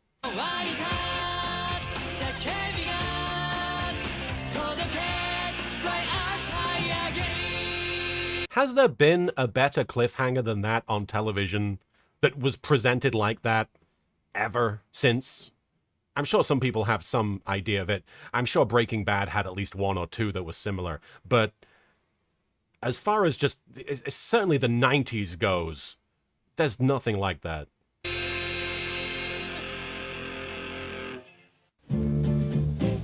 What? Just sit right back and you'll hear a tale of a fateful trip. What the fuck? I mean, can I be honest? I've never seen Gilligan's Island, so this is surprising to me that I referenced it. This is weird. I mean, what else do you reference when you got when you got Marek on a boat? Master Marek. Hey, the new Odeon voice that isn't Pinky from Pinky and the Brain. Which was a weird choice. I mean, I understand why I would do it, but thank God I changed that.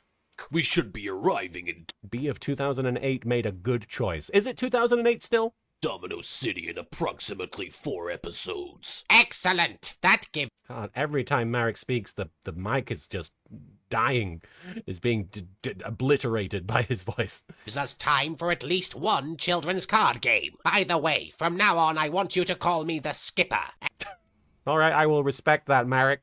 I mean, the skipper. And you can be Gilligan. As you wish, Master Marek. Oh, look at that bad editing. It's because there's only like a 2-second at most clip of Odeon there. And you can Watch the clouds behind him. be Gilligan. As you wish, Master Marek. Look at that. I wouldn't do that. I would just take a still image and animate the lip flaps these days. Because the clouds were... they were fucking on me. Excellent. Now to awaken the newest addition to the family Steve. The family Steve. That's cute. The street... Oh, are they speaking a different language? Why is there subtitles? Hang on, what is this? I'm going to occasionally pause the video to be like, what am I doing here? Dude. Oh, because they're saying dude. Dude. Rise That's funny. What? Didn't expect that. That's funny. and shine, my little mind puppet. I'm glad I didn't watch these videos for a long time. This is all very surprising. $6 Million Man. We've got Gilligan's Island and the $6 Million Man. I swear, if I didn't know better, I would think that B back then was from the 60s. Dude. Was $6 Million Man the 60s? No, that was like the 80s. I'm sorry. I only just realized, Pharaoh, but you haven't got a reflection. Is there something you're not telling me? Yugi, I'm an ancient spirit living inside your body. Of course I don't have... Don't lie to me. You're a vampire, aren't you? It's the middle of... That's a very Tristan reaction to have on Yugi's part. Brady Wells, have you ever watched the MASH TV series? I haven't.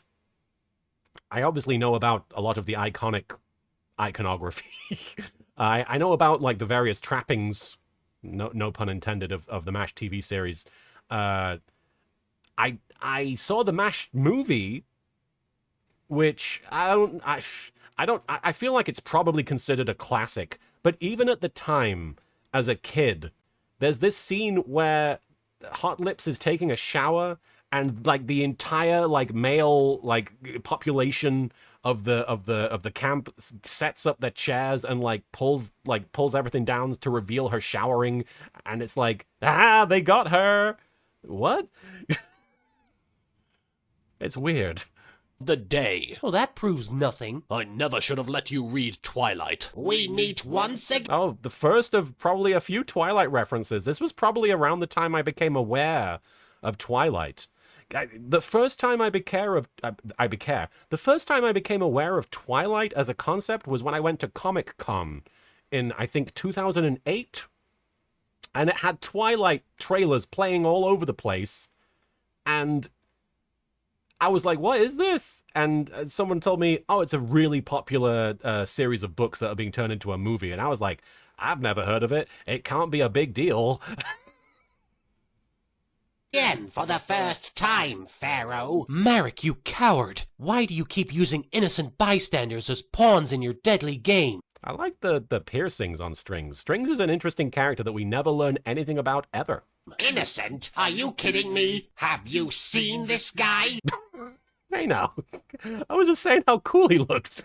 He's got piercings all over his body. Hey, that's fine. He's got a vibe. That's all right. Yugi's probably got some piercings somewhere. You've got to be pretty f***ed up to agree to something like that. I guess. No judgment. No judgment on my part. He's still a human being. He's also a mime. Oh, okay. Now I understand why we're dunking on Strings. Oh, in that case, yeah, I'll kick his ass. Wonder... Wonder Twins powers activate. Form of, I'm trying to remember what the form is of. Form of a sexy Egyptian pharaoh, I'm guessing? The twin powers activate. Form of an Egyptian homosexual.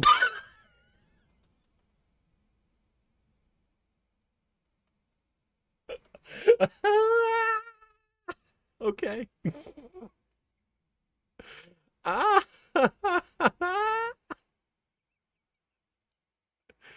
I was almost there.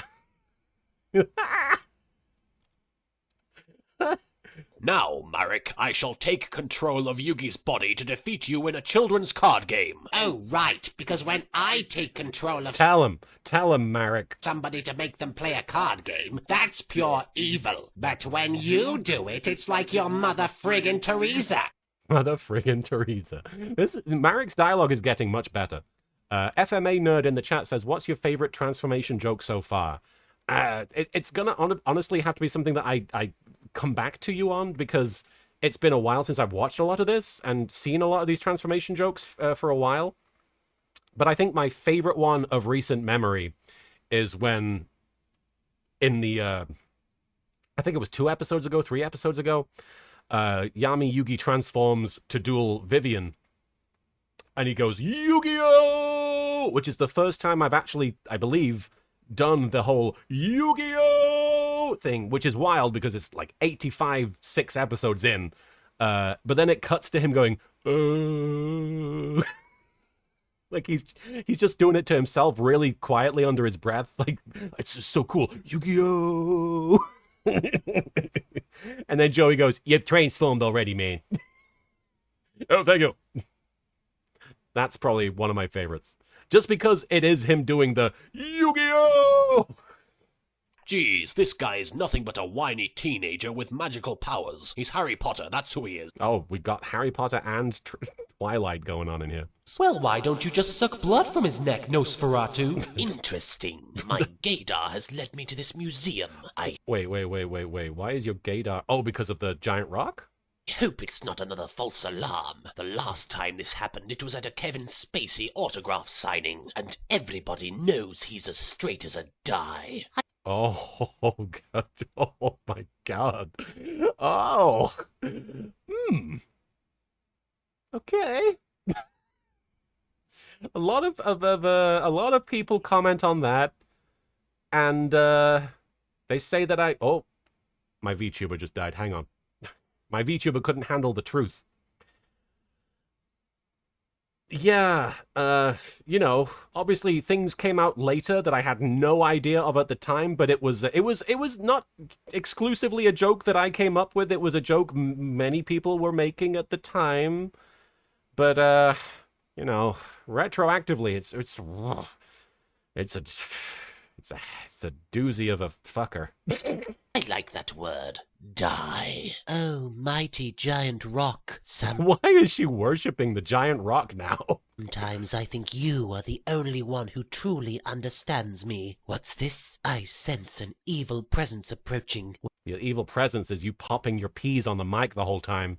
You know what? I'm probably popping my peas in this footage. B of 2008 is probably just so close to the microphone because, first of all, it's a desktop microphone, so it's just, you kind of have to hold it real close. But also, her voice is so quiet, so I'm probably like right up on the microphone with no filter. Well, I wouldn't want to get involved with the plot, so I think I'll just go hide. Thank you, Such Nick a powerful Esposito. source of gay energy. Why is Shizu? And it's mine for the taking. Oh, blast. I knew I should have recharged the batteries before I left the house this morning.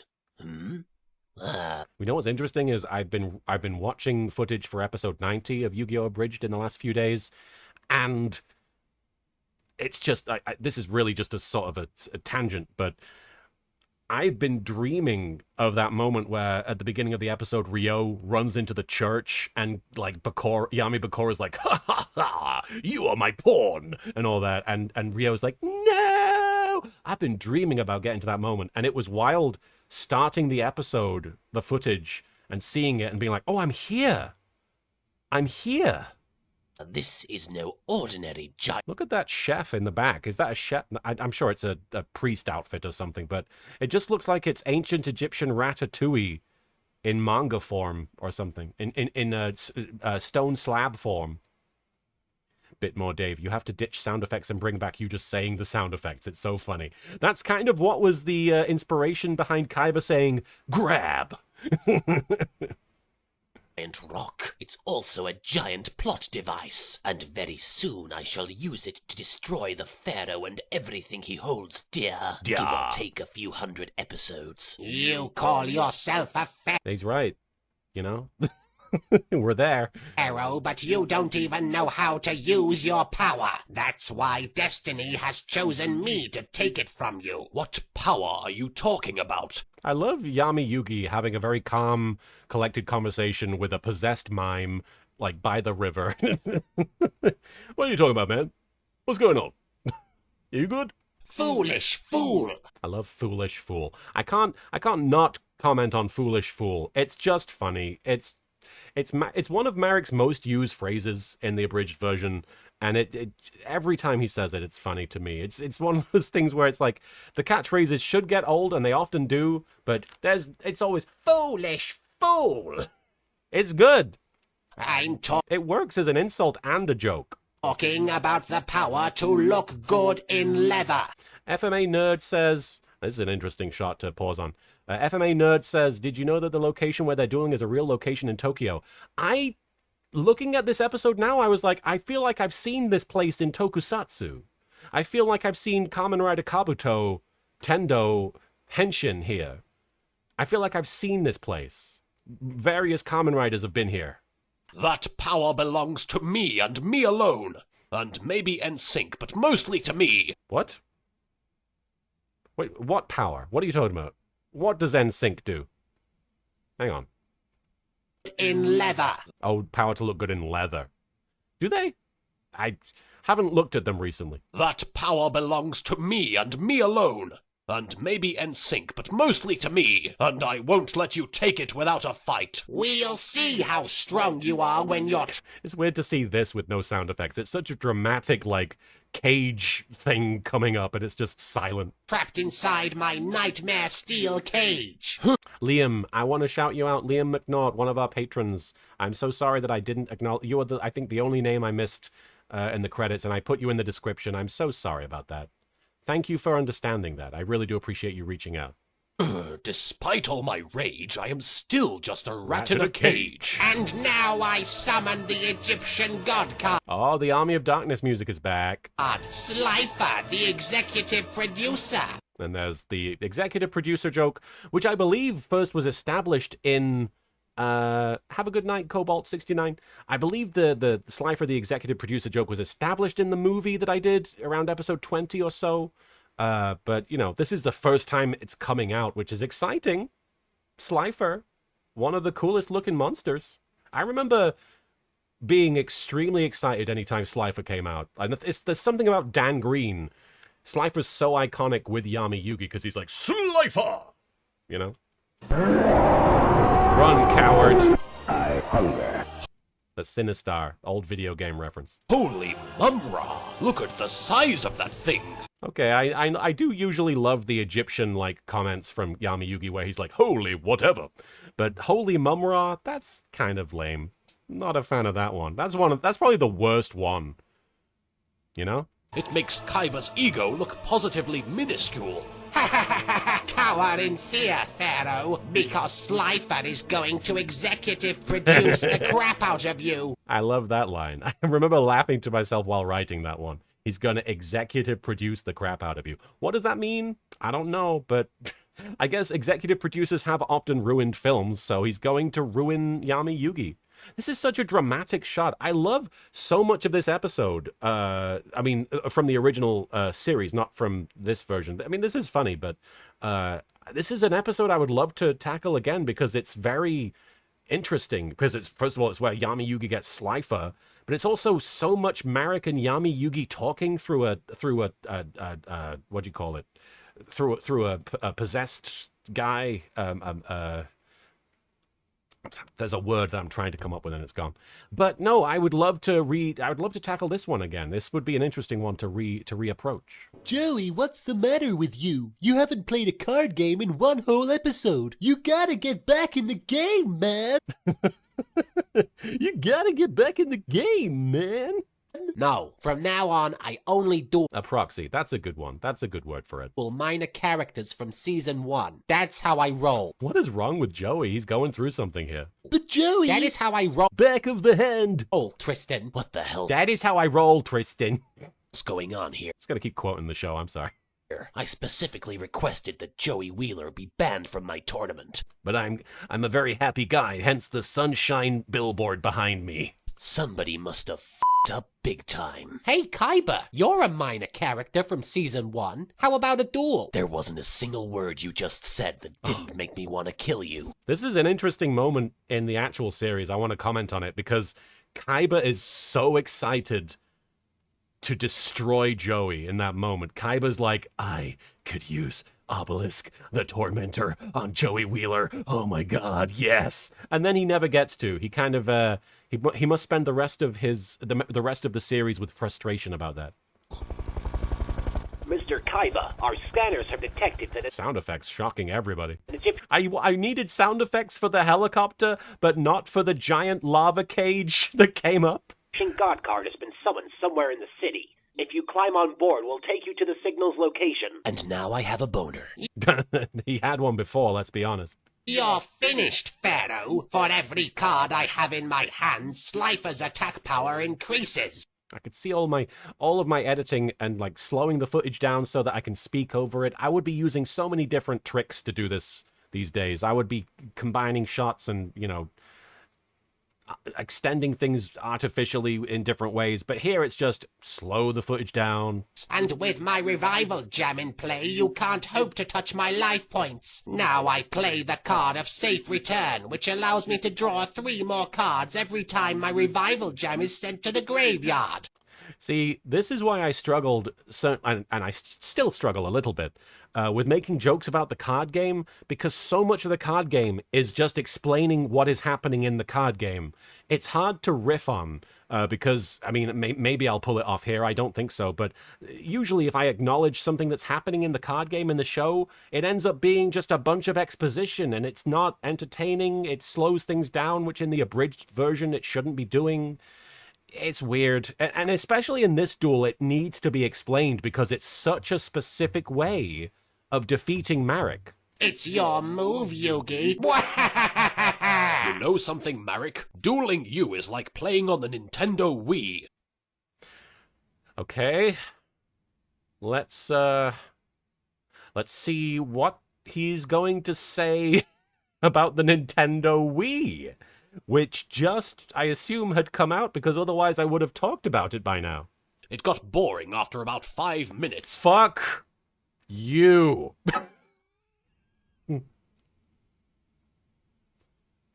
Ah, that is not accurate. For the record, the Wii was great. I had a great time with the Wii. I don't know why I made that joke. I enjoyed the Wii the whole time. I don't understand why I was making that kind of a joke back then. B, what were you doing? I love the Wii. There's so many great Wii titles. Wii Sports is a fun game for everybody to play. I played literally days of Wii Sports. You know what one of my favorite Nintendo Wii games is? Zack and Wiki. I don't know how many people played Zack and Wiki, but I highly recommend it. If you still have a Wii, if you still can play on the Wii, Zack and Wiki, highly recommend it. Some people don't like it. I love it. The Wii was great. Fuck you, B of 2008. You were wrong about video games. Silence! Yeah. Tell him, Marek. Soon you will be crushed, and people all over the place will marvel at my leather-clad tushy. Ah, there we go. I've been acknowledging the various moments in the show where I tried to push the butt agenda, where I tried to, suck up to big butt. When I tried to establish secretly quietly, subtly that I like the butts. That's one of them. And obviously that kind of evolves into the song Leather Pants overall. The leather-clad tushy. Marek saying tushy. I'm not a fan of the word tush or tushy, but it sounds right coming out of Marek. Tushy. Run, coward. Why is Slifer specifically sinister? He's right. How can I hope to defeat an Egyptian god card? Quit your sniveling, Yugi. Sniveling? Just because this guy has an Egyptian god card, it doesn't mean he's going to win. You and I both know that there's more to card games than having the most powerful monsters. Yeah. A true duelist doesn't rely on his cards alone. Yeah, he's kind of saying all the right things. I don't know, is it going to turn into a joke? Because yeah, he's right about that. If you want to win this match, you're gonna have to take a page out of my book and screw the rules. Oh, I see. Okay.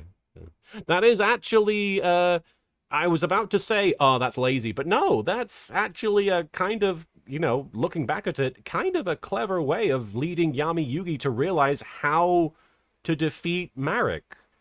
I gotta give kudos to, even though I disagree strongly about the Nintendo Wii with B of 2008, this is actually clever. This is clever. This works. No, surprising. He's right, and I know just how to do it. I'll use brain control to take control of his revival jam. Now, every time Slifer destroys my I have to revival explain jam the card monster, he'll be game forced for to like draw 5 3 minutes. new cards, and when revival jam returns to the field, Slifer's isn't special funny. ability means it This is the problem, is that it just becomes card game talk. has to attack any new monster that appears, starting the whole process over again. This will continue until he no longer has any cards left in his deck. See, okay, let's see if there's a joke that pays off those, 5 lines about card game things. Rendering me the winner by default. That's not a joke. I mean, yeah, it's true. That is what happened. Could have had a joke there. Yugi, you took advantage of a glaring flaw in the Duel Monsters rulebook. Truly, you are an honorable duelist. All breathy all over the microphone.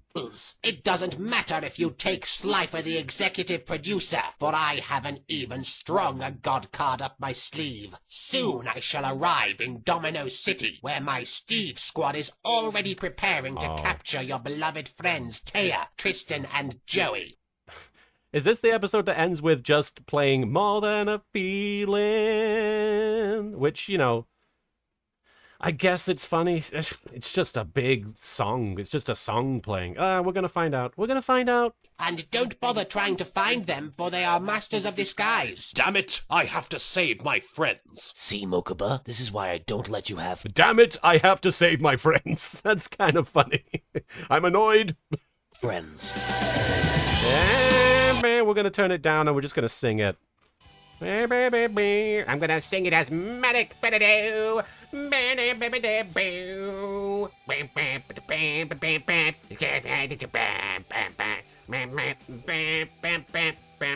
more than a frigging. I don't know the rest of the lyrics. I'm as bad as Lanning Patora's Piccolo. More than a feeling. Move, bitch. Get out the way. Get out the way, Mitch. Mitch? Who's Mitch? Get out the way, Mitch. Say everybody haven't seen my balls that big and salty and brown. If you ever need a quick pick me up, just stick my balls in your mouth. Ooh, suck on my chocolate salted balls. Stick 'em in your mouth and suck 'em. Suck on my chocolate salted. This is going on for a while. Full of vitamins and good for you. So suck on my balls. I was just making AMVs at the end of this one. That's entertaining. Dude. I forgot all about the dude stuff. That's very funny. That the first half of that episode, very funny, I thought. Some of that stuff at the end there, a bit self-indulgent, but that was fun. That was fun. I'm getting on way better with this part of the series than I thought I would. There's a lot less cringing and there's a lot more... I can't think of a word that rhymes with cringe that isn't minge, so... All right, but let's jump into the super chats. Let's jump into the super chats because I would love to read some of your comments, and thank you for being so supportive. And what was I going to say? We will watch next episode 33, Harpoon Shipping. Hinge. I suppose that works. All right, let me read these super chats that have come in. And you'll have to forgive me if I don't get around to seeing anything you say in the actual chat, but I do appreciate your support all the same. The fact that you guys are here is wonderful. Pastel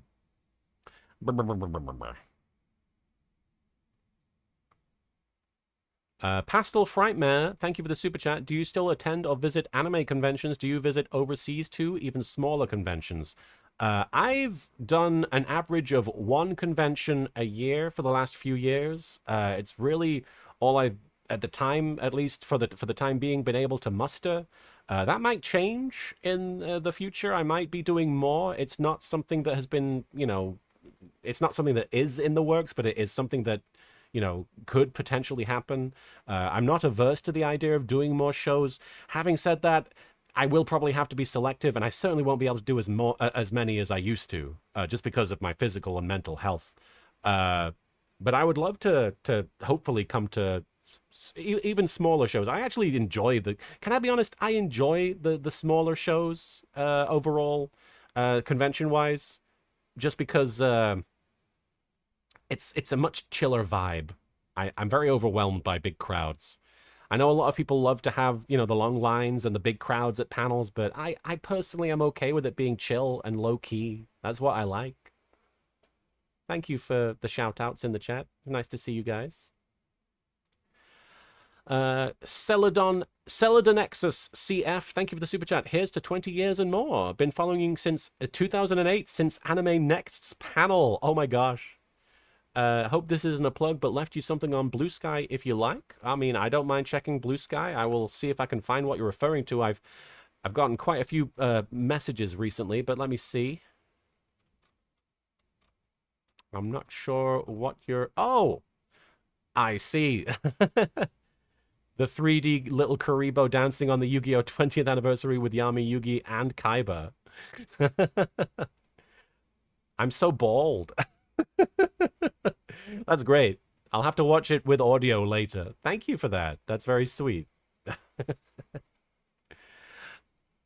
I'm getting down and funky. Freeway Night, thank you for the super chat. Oh, and actually, Celadon, yes, 2008's Anime Next panel was one of those panels I called into from England. That was probably my first quote-unquote convention appearance in America. There's the phrase again. But yes, wow. Blast from the past, to say the least. Freeway Night, thank you for the super chat. If I remember right, episode 32 was the newest episode when I found the series. Amazing how much time has passed since then. So many things have transpired. The pyres have been transed. Mortis, thank you for the super chat. I'm glad you like the silly little meme I made. Well, thank you. I appreciate it. Thank you for the meme. Everyone else has creative something. Sorry, I missed your actual username in the chat, but thank you for the super chat. I missed your coming out message on Blue Sky, so watching the VOD of last stream was quite confusing. I apologize for that. I hope it made sense in the end. I'm glad that you're on a path of self-discovery. Just take it one step at a time, one day at a time, or don't. It's your life. I appreciate that encouragement, and I appreciate the vibes you're putting out. Thank you so much, and thank you so much for the support. Polish Sasquatch, thank you for the $50 super chat. I don't blame you for worrying. Oh, I read this earlier. I talked about this earlier, and thank you for that. Thank you so much for the positive words. Anna Comando, thank you for the super chat. Question for you as a YouTuber who's trans. This is going to be interesting because, you know, I just haven't had to answer questions like this. I bet a lot more people are going to remember you by your channel name than either your preferred or dead name. What are your thoughts on this? I mean, I think I've talked about this in previous streams and on social media a bit, but I think Karibo is gender non-specific. I think Karibos can be girls, boys, non-binary. I don't think a Karibo has an inherent gender. I think that they are just Karibos. So I'm okay being Little Karibo. I feel like there are people that think I'm going to change the username to reflect this, but I don't think it's necessary. I don't think anybody thinks of a Karibo as a guy or a girl, you know? It's a creature, and I'm certainly a creature. But yeah, no, I think I'm okay with people calling me Little Karibo still, or LK. It's really, that is who I am still. Venom, thank you for the the Alexandria, thank you for the super chat, and you wrote hi. Venom, thank you for the super chat. Curse you be, I challenge you to an emo off.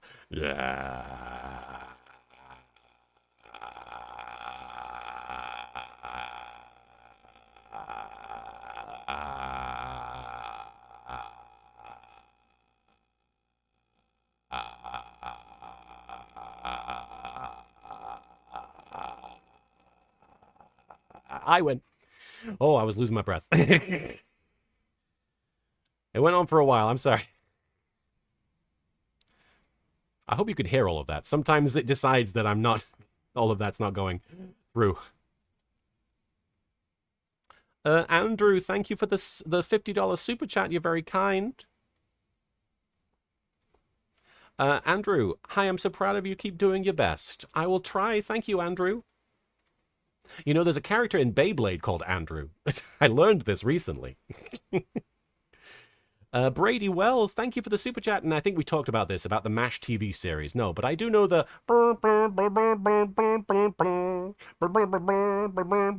And of course, it has the highest rated episode of television of all time. Like, the most watched episode of television of all time, which...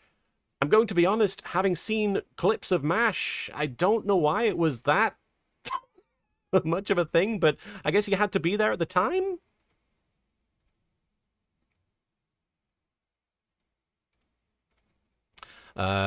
Faust, thank you for the super chat.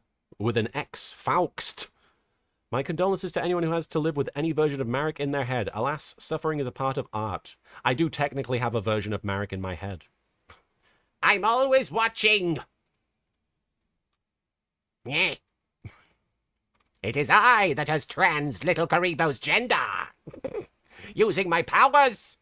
No. Marek had, well, something to do with it, but he didn't do it. Christopher Alargidice, thank you so much for the super chat. How's your Yugi voice, or is it still shot? Was it shot? You mean like, you mean like Yugi or Yummy Yugi? Their voices can't be shot. That would require the guns to be uncensored. Israel Ruiz, thank you for the super chat. A song played in the Weevil episode with Jeff Goldblum, the one that says, nothing can stop the smooge? I think you mean smooze. I'm not sure if your message was meant to say anything more than that, but I do love that song. Have you heard what's coming down? Have you heard the news? Listen up. I love those witches.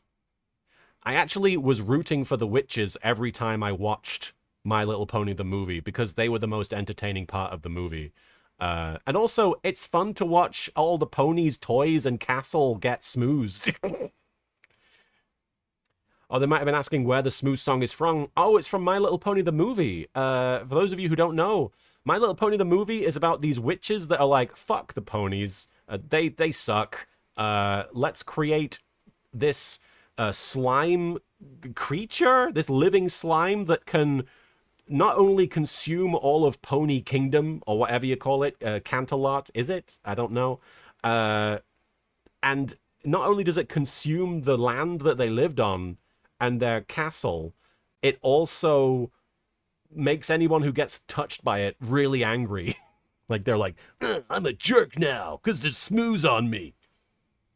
It's Ponyland. My bad. Ponying ponies in Ponyland. Risa, thank you for the super chat. Super serious question. What is your favorite pizza topping? I am a very boring girl, and I love cheese on my pizza, and that's about it. I will eat other kinds of pizza, but I like very boring things. I'm not an adventurous eater. I actually have a lot of food anxiety. But I really like comfort food as a result, I think, and cheese pizza is a comfort food. I'm not a true brony, it's true. People like to assume I'm a brony because I've seen My Little Pony in some form. I'm not. I don't identify as a brony. I don't identify as someone who even knows anything about My Little Pony. I've just seen it. Cheese pizza girlies, let's go. Shakira, thank you for the super chat. Can you remember voicing Dimitri from GX Abridged? Yeah, no, I was very honored and excited to be asked by Shady Vox and X the Dark One to play Dimitri. It was a very natural fit for me because obviously in the original GX episodes, Dimitri is a character that does impressions of other people and ends up using Yami Yugi's deck, so it felt like a very natural gag and role. Yeah, it was a lot of fun. I had fun doing that. And Breezerka, thank you so much for the super chat. Congratulations, B. You're very kind. All right. I've read a lot of super chats. I'm going to come back to them after we watch this episode, which might be the last episode of the stream, depending on how I'm doing. I can already feel my voice getting a bit scratchy, and I'd like to avoid that if possible. And you guys have been so supportive and so kind. So thank you for making me feel welcome, and thank you for, again, so many congratulations messages. You guys have been so supportive, and it's blown my mind. It's blown my little girl mind. My little girl. I'm not a little girl. I have a little mind, and I'm a girl. That's what I meant to say. It's blown my girly mind. The Horror King. When you finish Yu-Gi-Oh! Abridged, will you go back to Season 0 Abridged? I would love to. I would love to. I'd love to, honestly go back and finish a lot of those side series because, first of all, there aren't 226 episodes of them, for starters. It would be much easier to do it, something like that. Season 0 is only like 20 episodes or so it would be doable. I'm a little Karibo girl in a little Karibo world. All right, let's watch episode 33, which is Harpoon Shipping. And the only thing I remember about this is that, oh, is this the episode where Marek and Bakura meet? Oh, I think this is the episode, right? Because I have vivid memories of Marek and Bakura talking and it cutting to Mako and Joey dueling. And I remember watching the actual episodes and being like, go back to the gays. Go back to the boys that are evil and sexy. They love each other. So they hate each other, but they love each other. But yes, this is the first time Marek and Bakura meet. And this is the first time I mention thief shipping. I'm going to call it out before it happens because it ends with that joke. But I do want to acknowledge that going into this stuff, I did not ship it. This is probably going to blow you guys' minds. I did not ship Marek and Bakura legitimately. When I made the joke about thief shipping, which if you don't know what it means that Marek and Bakura, people like to imagine them in a relationship. Now, that was like the ship when I entered the Yu-Gi-Oh! Fandom. When I entered the Yu-Gi-Oh! Fandom, that was the ship of ships. That ship was the most shippable of ships. You couldn't turn a corner without seeing somebody writing Marek and Bakura fanfic. Now, as a result, I acknowledged Marek and Bakura were shipped a lot in this episode. But by acknowledging it and thinking, oh, that'll be a fun running joke, I became very invested in it. And as characters, they're very appealing and, they're very attractive. Just the designs inherently. I don't just mean like they're hot. I just mean they have really great character designs. So the more I voiced them and, shipped them, quote unquote, ironically, the more I was like, this is great. More of this.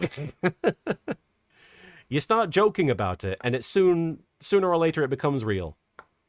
But anyway, let's watch episode 33, Harpoon Shipping, which I believe is called Harpoon Shipping because at some point Mako throws a harpoon, and also it is where I mention thief shipping. So I guess harpoon shipping is maybe the ship between Mako and his victims? I don't know.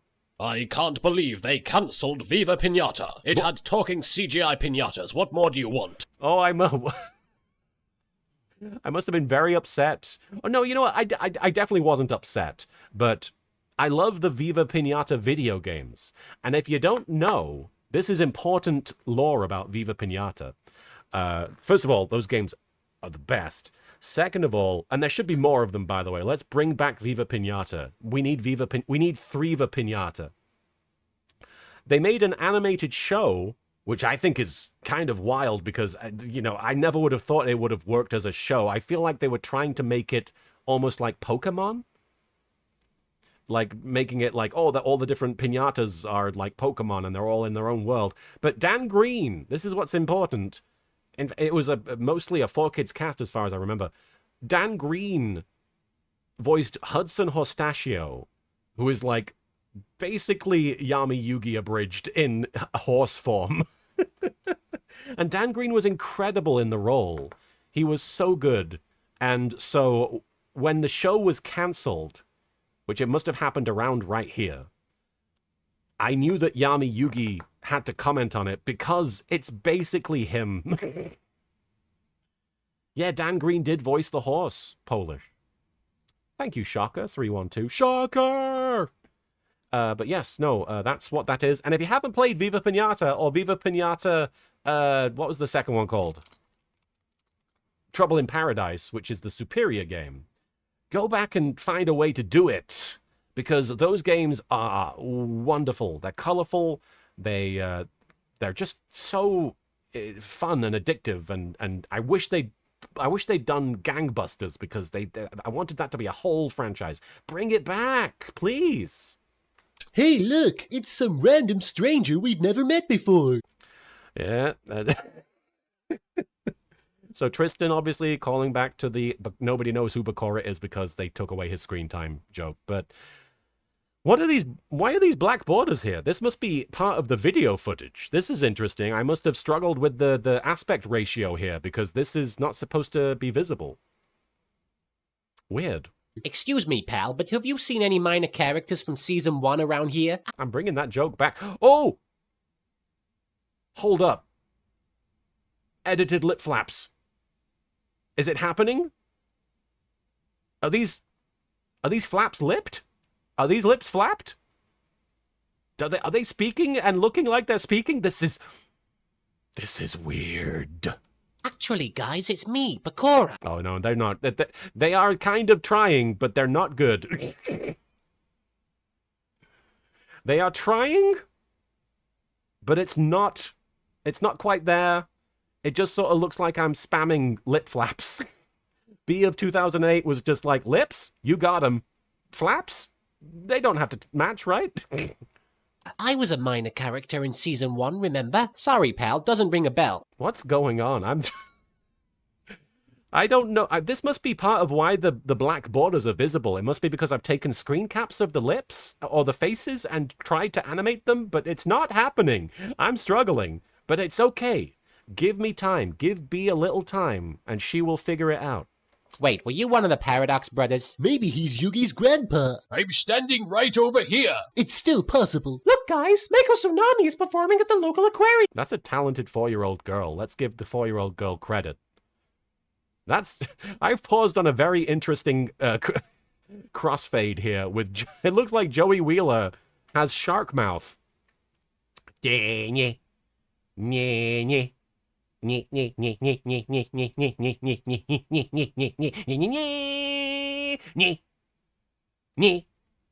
mean the anime free !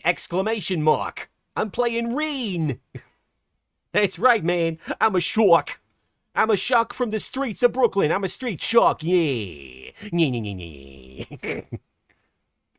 Mako. I've once fought Richard Dreyfuss. Screw that guy. Tsunami, I'd recognize him anywhere. He's the minorest of minor characters. I smell a card game. Oh, come on. You remember that wanker, but you don't know who I am. I mean, I'm trying with the lip flaps here, at least. It's not going well. We go to the same bloody school. Tristan, is that guy talking to us? I feel at this point this Bakura joke has played out. I don't think I needed to really lay into it here. I understand it's what people expected, and honestly, it was probably a case of months had passed between episodes where I made the joke, so I thought it was okay to bring it back. But I think it's kind of dead at this point. Let's move on. It's difficult to say. Oh, sod off. Sod off is a great phrase. Not enough people say sod off.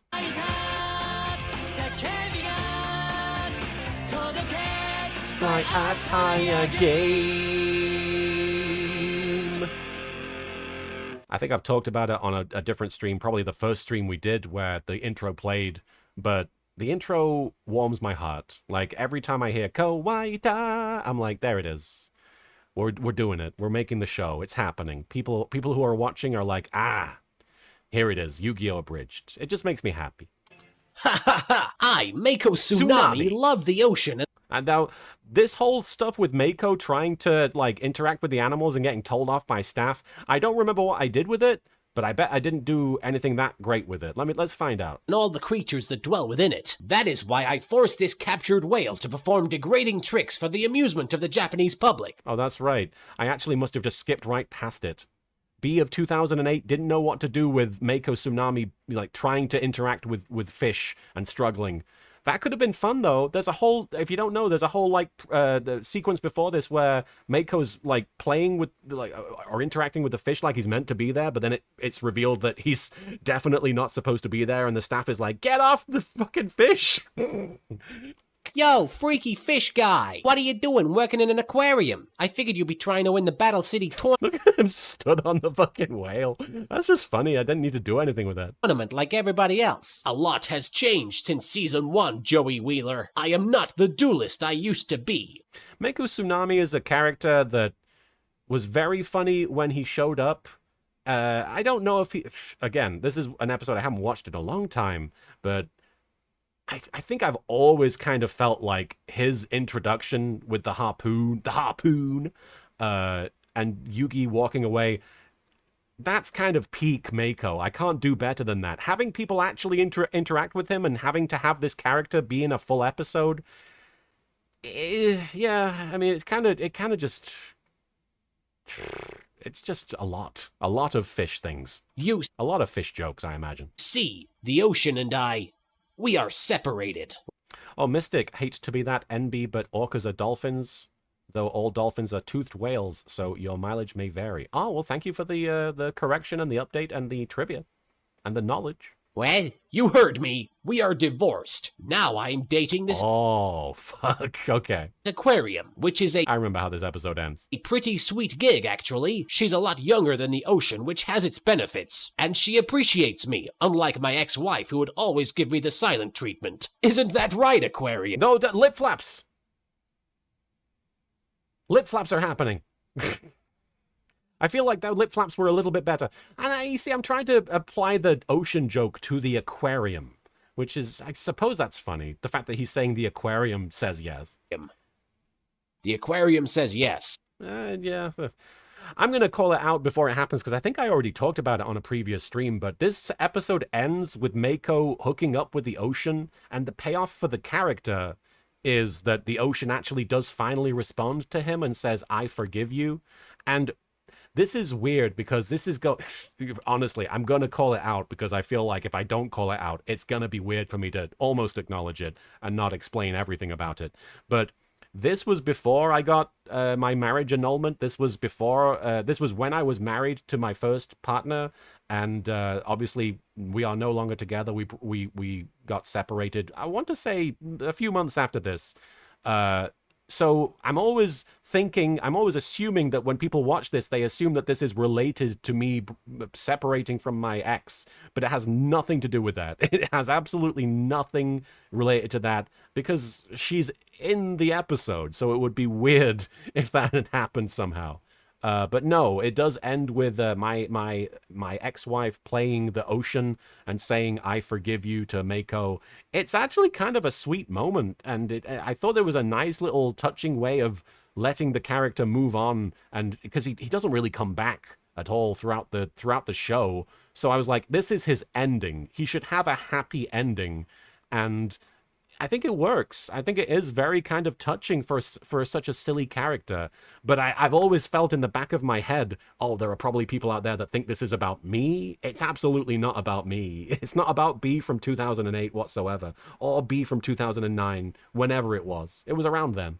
Look, I don't care about any of that stuff. I just want to play a card game with you. Well, you should care, Joey Wheeler, because it's your fault the ocean left me in the first place. I appreciate this, what do you call it? This outfit that Mako's wearing being sort of a middle ground between being shirtless and not being shirtless. He's got his titties out, which is very nice.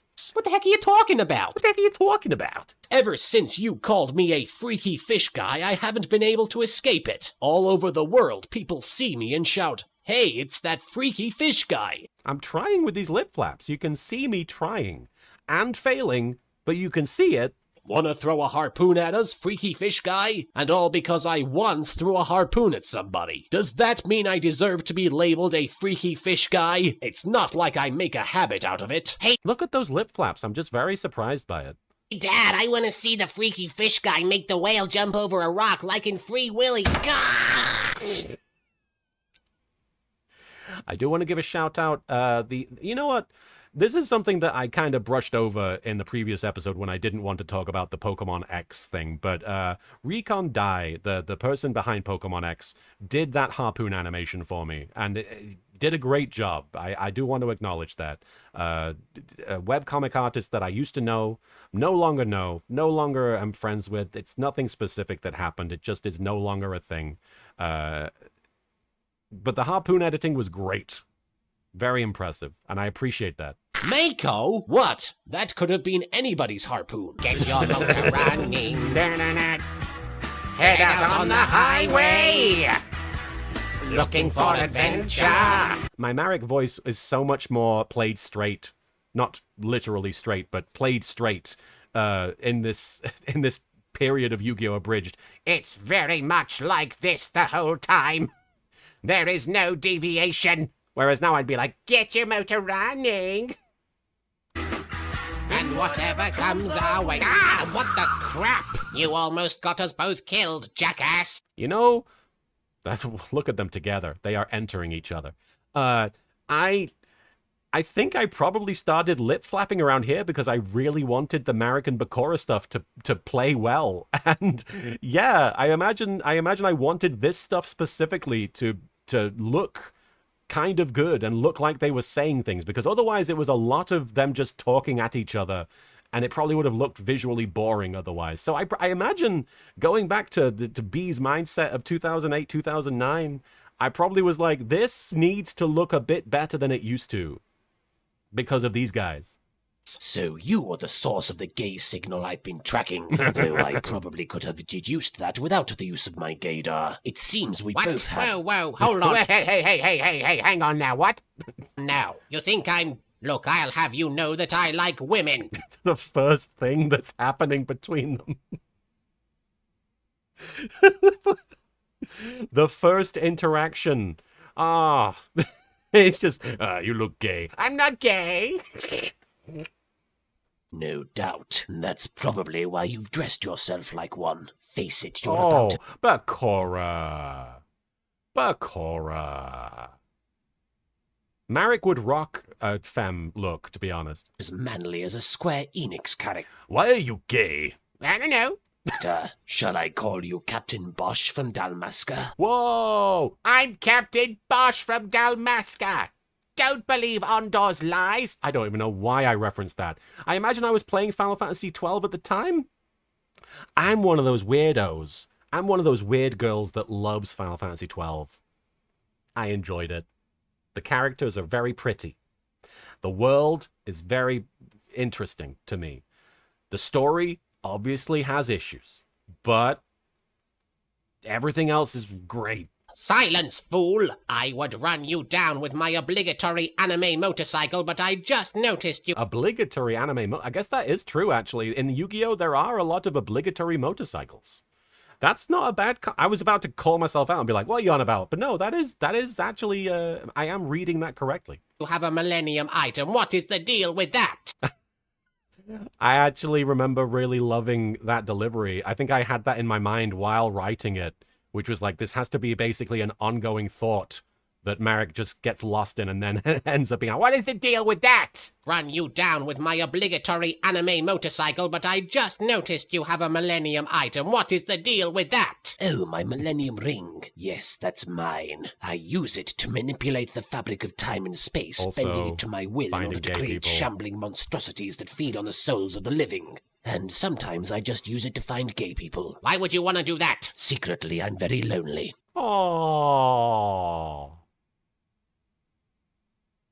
I forgot Bakura was lonely. Lonely, lonely heart. Ah, Bakura.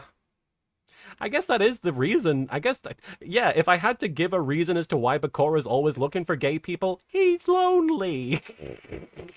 Don't tell anybody. He's a lonely guy. You are going... Imagine putting part of yourself in the Millennium Puzzle and you're already a lonely person, and then later on, like that part of you gets reunited. It's like, I was so lonely in there. I know, I'm also lonely. It's not much better out here. to pay for ruining my marriage, Joey Wheeler. And when I defeat you in this children's card game, you will have no choice but to admit that I am not a freaky fish guy. If I do, will you promise to stop throwing harpoons at people? Going back to this, I wish I could have cut to like a crowd shot and everybody had a harpoon in them. Stop doing it, man. Only did it twice. It's not like I'm... Then what about Grandpa?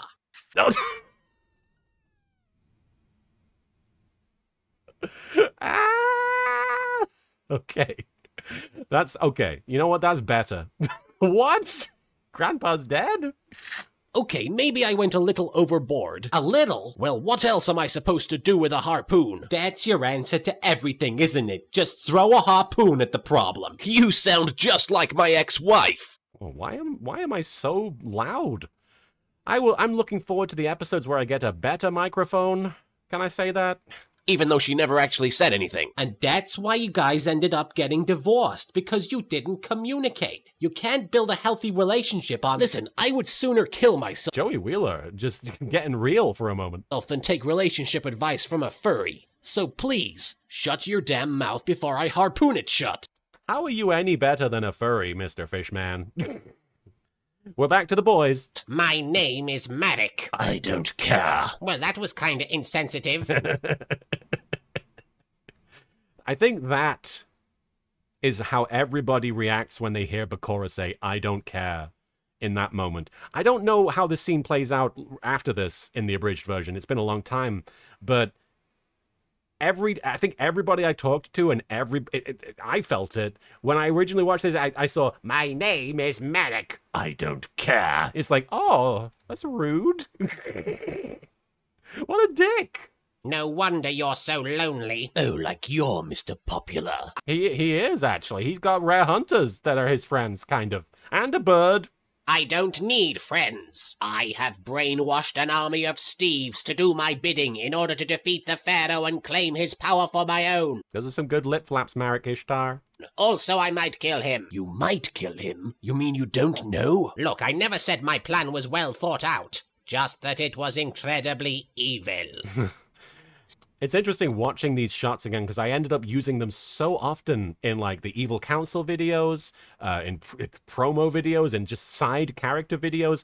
I kept bringing back these shots, so I'm just very like I'm very familiar with them at this point. Still seems like a rather important detail to just skim over like that. Skim over. Something about this shot. I don't know who drew this, but this is the gayest they've looked. There's something about it. Marek's big, strong arms, Bakura looking at him like, They just both look like they probably will fall in love if they haven't already. Well, excuse me, princess. Your plan isn't much better, you know. What, you're going to wait 200 episodes just so that you can give an eyeball to a guy and hope he flies to Egypt with it? It's all... Wait, that's what happens. Wait, go back.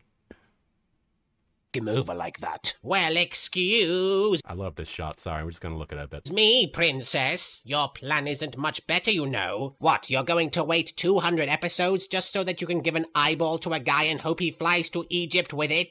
That's true. I've just watched that episode. Hi, Advent Archivist. It's all in the execution. Well, if it were me, then I would use mind control. No. I'm getting pings from my phone. Hang on. I don't want to be told about this. Thank you, though. My phone is telling me that podcasts have been updated. Like some sort of malevolent puppet master. Or a Jedi. Or maybe we could slice Yugi open with a machete. See if that works. I have a better idea. We should totally hang out. With Yeah, you should. my evilness and your Britishness, we would be unstoppable. Evilness and Britishness. Some people would say these days they're very similar. Why are you British anyway? I'm not British. I'm just gay. Is that the first time I did a twist on that? I mean, obviously I had Rio say, I'm not gay, I'm just British, originally.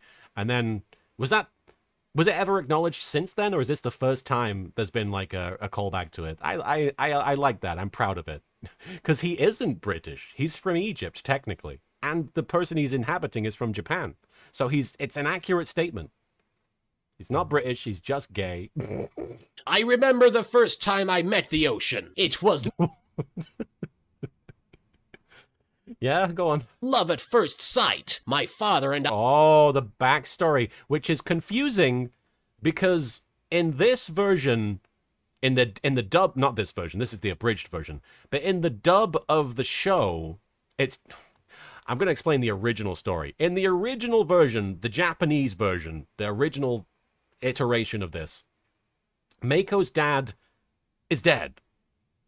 Like, not here. Like, he gets killed in this part of the story. In the flashback, like, he saves his kid and his kid survives, but his dad is dead. And so I think Mako is just trying to honor his dad by doing a lot of the stuff that he does. He looks up to his dad and he emulates him and he's trying to keep his spirit alive, you know? In the dub version, the dad is alive and just it's just disappeared. He's just fucked off somewhere. And Mako is trying to find him, which is really weird because, yes, Sir Straw Hat points out, why didn't he try to find his kid I mean, you could argue that he had some sort of soap opera Kamen Rider Agito situation where Mako Tsunami's dad washed up on a beach somewhere and lost his memory, maybe. But Mako, you'd think he'd be able to find his dad before the end of the show. And obviously the reason he doesn't is because that doesn't happen in the Japanese. But imagine establishing a character is looking for their dead father and having no concept of whether the dad would even be acknowledged later. It's weird. Didn't he need money for a boat in the dub? Yeah, I think so. It's weird. Mako, it's a really strange change to the story because obviously they're trying to avoid the concept of death. But it makes this weird. It makes this really weird. They could have said his dad was taken to the ocean version of the Shadow Realm, maybe? The Ocean Realm from Crystal Maze or whatever. I were fishing together when a huge tidal wave came and nearly destroyed... The tidal waves are always fucking with people in Yu-Gi-Oh, you know? The tidal waves are always ruining people's families. Happens to Raphael later, happens to Mako. I'm just glad. It's a good thing a tidal wave never went after Yami Yugi. He would have been screwed. Destroyed our boat. It took my father, and I never saw him again. That is why... It took my father. I dedicated my life to loving the sea and all of its inhabitants. This is weird because, yeah, I mean, it does make sense when you step back and look at it because he's emulating his dad who he loved.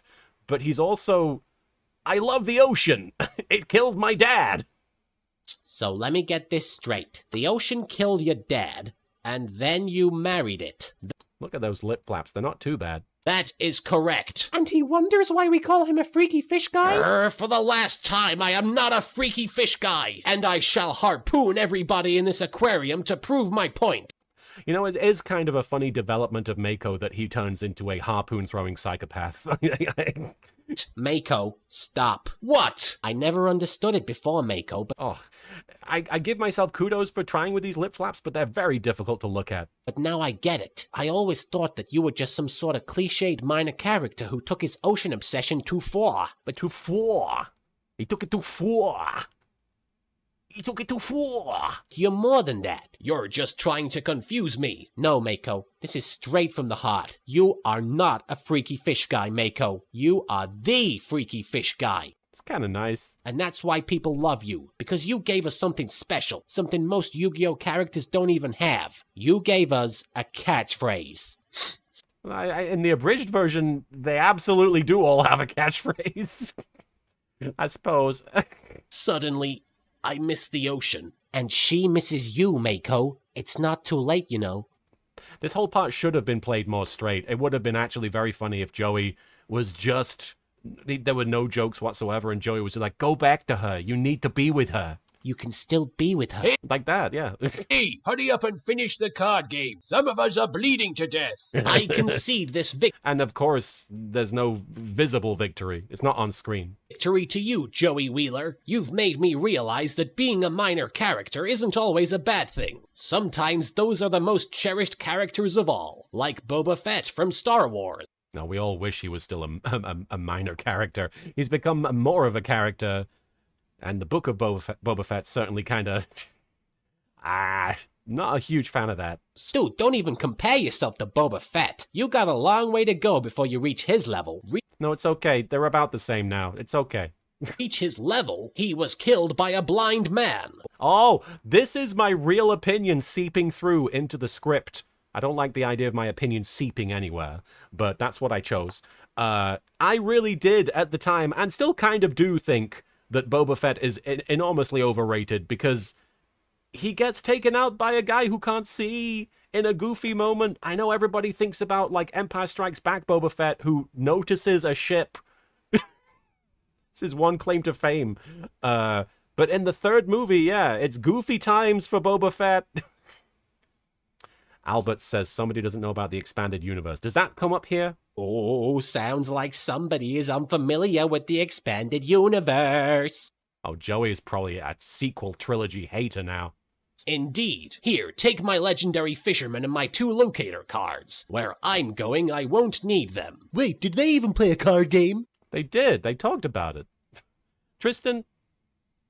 So we are agreed that They've been kissing so much this whole time. the Pharaoh is our common enemy, and the enemy of my friend is also my enemy. That's not how it goes. Man, Marek comes off like kind of a little bit smarter than he is these days in these early episodes, but you can kind of see him slowly becoming the bimbo that he ends up being. Oh, whatever. The point is, we are going to join forces. We shall unite in our evil quest to vanquish Yugimoto and destroy everything he holds dear. And also, we should share beauty tips. I love what you do with your hair. Oh, yes. I wish I could ask Bakura for tips. I don't have hair, though, so... L'Oreal, because I'm he's worth it. It came back, and it's almost the same joke. I think we did that joke Yeah! Talking to myself. already. Soon the mind raping shall commence. Well, that's unnecessary, but I get what I'm doing. I'm foreshadowing. What the devil was that? Foreshadowing. It happens. I believe this is called thief shipping. You believe what is called what? I do think that I believe what you believe what is called what? It's a very good ending line. Like, I wanted to shout out thief shipping. Obviously, I talked about that before the episode, before we watched it, but it really is funny to hear him go, you believe what is called what? It's one of the rare characters in the show that doesn't have a meta-textual understanding of things. Born to be gay. Head on, apply directly to the forehead. Head on, apply directly to the forehead. That's a thing I only know about because of YTMND, I believe. There's various references to YTMNDs in the early Yu-Gi-Oh! Abridged, because that's what I was doing before I started YouTube stuff. I was making YTMNDs. YTMND's nuts. I've been such a fool. You were always there for me, Here we even when go. you were being so This is the scene I was acknowledging earlier. distant. I've looked at other large bodies Look at him. His titties are out. of water, but none of them even compare to your beauty. Ocean, I love you. And I want to start all over again. If you're willing to have me, that is. The Britney Just say Spears. the word, and I'm yours. Forever. Easy. Every time I try to fly, I fall without my wings. I feel so small. I guess I need you, ocean. There we go. I think I'm going to have to call it there on the episodes, just because my voice is feeling pretty scratchy. But that was fun, y'all. I talked about that scene at the beginning because I mean, even though I did interrupt it while we were watching it, I wanted to be able to watch it uninterrupted. I mean YouTube poops? Do I mean YouTube poops? Was there a head-on applied directly to the forehead YouTube poop? Every time I try to fly, I fall without my wings. I feel so small. I guess I need you, baby. Sneezing dog. All right. That was a lot of fun. I enjoyed watching those episodes. I said something of YTPMV. YTMND. You're the man now, dog. It's a different thing. If you want to check out YTMND, it still exists. Fat Dog Studios. Marek, and by extension, YGO Abridged was the reason I met you met your significant other. So yeah, thanks for that, King of Matchmaking. Yes. Obey me. Become significant others. All right. Ooh. We got through some episodes. It's going to take longer to get through the episodes as we go because the episodes start getting longer. In fact, we're going to get to the point soon where the episodes start being 10 minutes or longer because the restrictions on YouTube uploads, I don't know when they stopped being a thing, but yes. We're going to start seeing like 10, 20-minute episodes coming up. Maybe not quite so long as 20, but that will make it harder to get through the episodes on the streams quite as much, but I'm going to do my best. Let's read some super chats before we head off here. And thank you so much for everybody who has given super chats, but also everybody who's just been chatting. You guys have been very supportive and positive today. I've really appreciated it. I believe the Britney Spears song was called Every Time. Jim? All right. Prunky, thank you for the super chat. Hey, LK, big ask. Will the It's the Bakura Show, he is evil. I don't remember this. Oh, it's the Bakura Show. I know what you're talking about. Make it back for the final arc of YGO Abridged. That would be amazing. I'm gonna have to actually find where that pops up. Which episode does that show up in? Is it from an episode, the Bakura Show, or is it from a different video? That would be fun, though. It would be fun to do a callback to that. It's the Bakura Show. Was it from Zork and Pals? Andrew Brown, thank you. Did you know the first case? This is a weird chat. I don't know what this is about. I'm not gonna... It's something about the KKK and Ulysses S. Grant. I don't know what you're on about, Andrew, but thanks for the trivia. Thank you for the super chat. Not sure what we're on about. Don't know how it relates to what we're talking about. Yeah, the Zombie Boy episode. Episode 39, I think. It's around there. Mid-tier princess. I think you're a top-tier princess. Thank you for the super chat. Hashtag team thief shipping. Yes. Hashtag TT.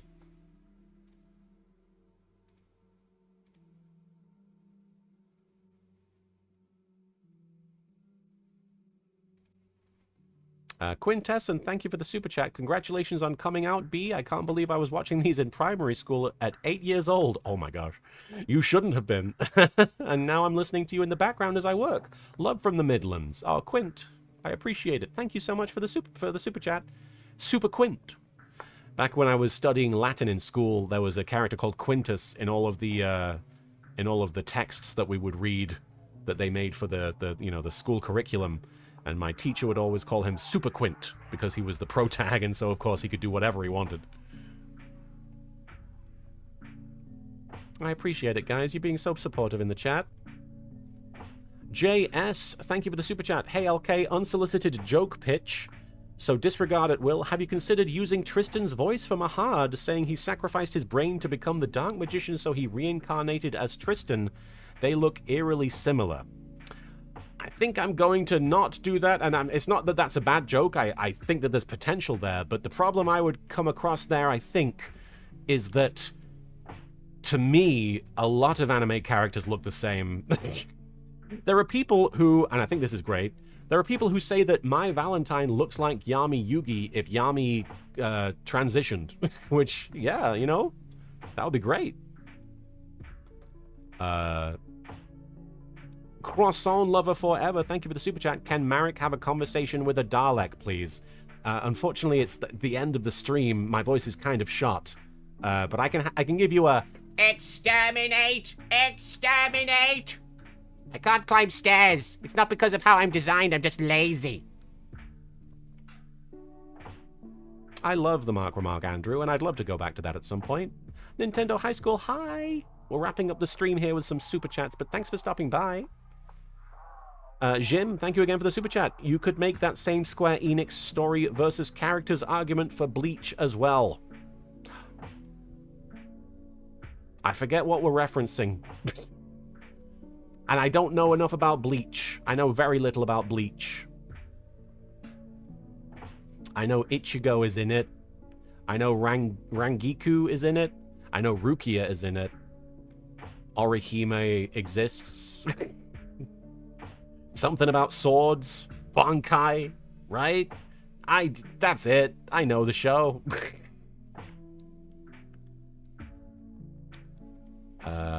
RN Jesus, thank you for the super chat. There were so many motorcycles in Yu-Gi-Oh! They were a focal point in one of the seasons. More than just a season, for a whole series.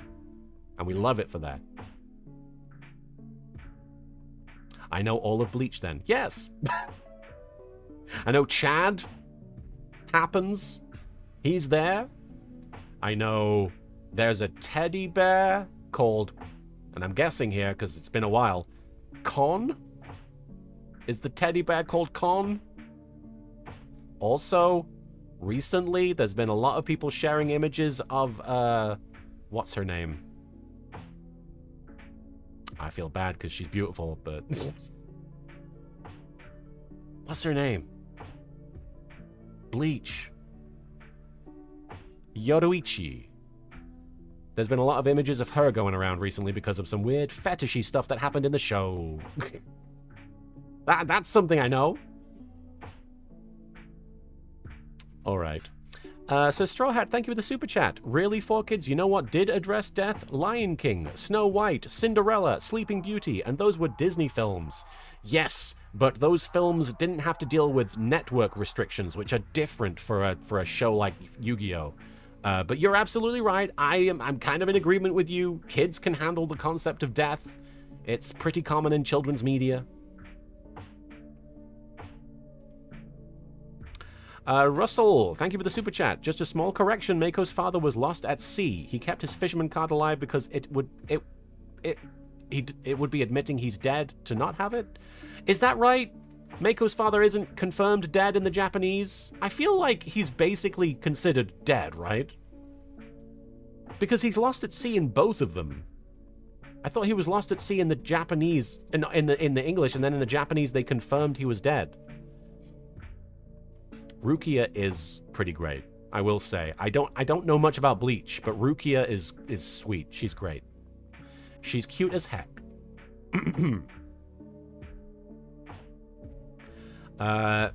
Sorry about my voice. Again, I'm getting scratchier. Jake Hayward, thank you for the super chat. I missed the reaction to the Pokemon Kid. I'd shown Veronica... Oh, no! You showed Veronica Taylor a clip of it, and she thought it was hilarious. I wish I filmed her reaction. Oh, no! It's always wild when people tell me that they've shown voice actors the clips of my abridged thing.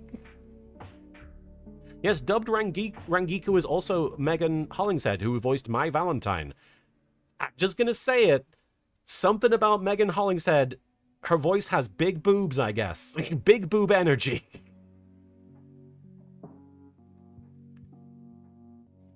And Mordecai Jenkins, thank you for the super chat. Thank you, little Karibo. I remember seeing your videos first in the computers lab at middle school. 17 years later and you still rule. Oh. I hope you're not still at 17 years later checking these out in your computer lab at middle school. But thank you for that. Polish in the chat. Thank you for the super chat. The legendary fisherman really only makes sense as a make-a-wish thing. What do you mean? I don't understand. Joey's inspiring monologue convinces him to admit that he's dead. He's assumed dead, but Mako is in denial. Yeah, it's a really interesting story in the Japanese. It's very much about Mako kind of having this trauma that he's denying, and Joey helps him kind of get through it, which is really nice of him. And yeah, no, in the dub, I don't remember it being so much of a focus. I forget what it is. They change it so it's less. It makes less sense and it's less satisfying. It's just weird. I appreciate that, Syrup Waffle. Thank you. And this is the last super chat. I think Shakira. Thank you so much for the super chat. Thank you for everything, B. Well, you're very kind. Thank you for that. All right. I'm going to call it a stream there, guys. We're coming up on 3 hours, just about, but this has been a lot of fun. I'm going to be back. Oh, Tig Biddy News in the chat. Thank you for the super chat. Brooklyn Rage is my emotional support song. Thank you. Brooklyn Rage. Brooklyn Rage. Hope this supports you. Yeah. And that's wonderful, Nintendo. Nintendo High School, I really appreciate you sharing that. I actually talked about this a little bit on previous streams, but a lot of the problematic humor, a lot of the specifically transphobic humor of the episodes, people think that I'm, like, deeply ashamed and that, you know, when I put the disclaimers in the video descriptions that I'm denying, I'm, like, rejecting them. I'm saying never, that was wrong and nobody should remember those and they're bad. And, you know, to an extent, yes, I think they are problematic, but I also think that a lot of people who need that kind of acknowledgement, that kind of visibility, that kind of, you know, people who are looking for content aimed at that kind of a community or that kind of a person just can't find it anywhere else sometimes.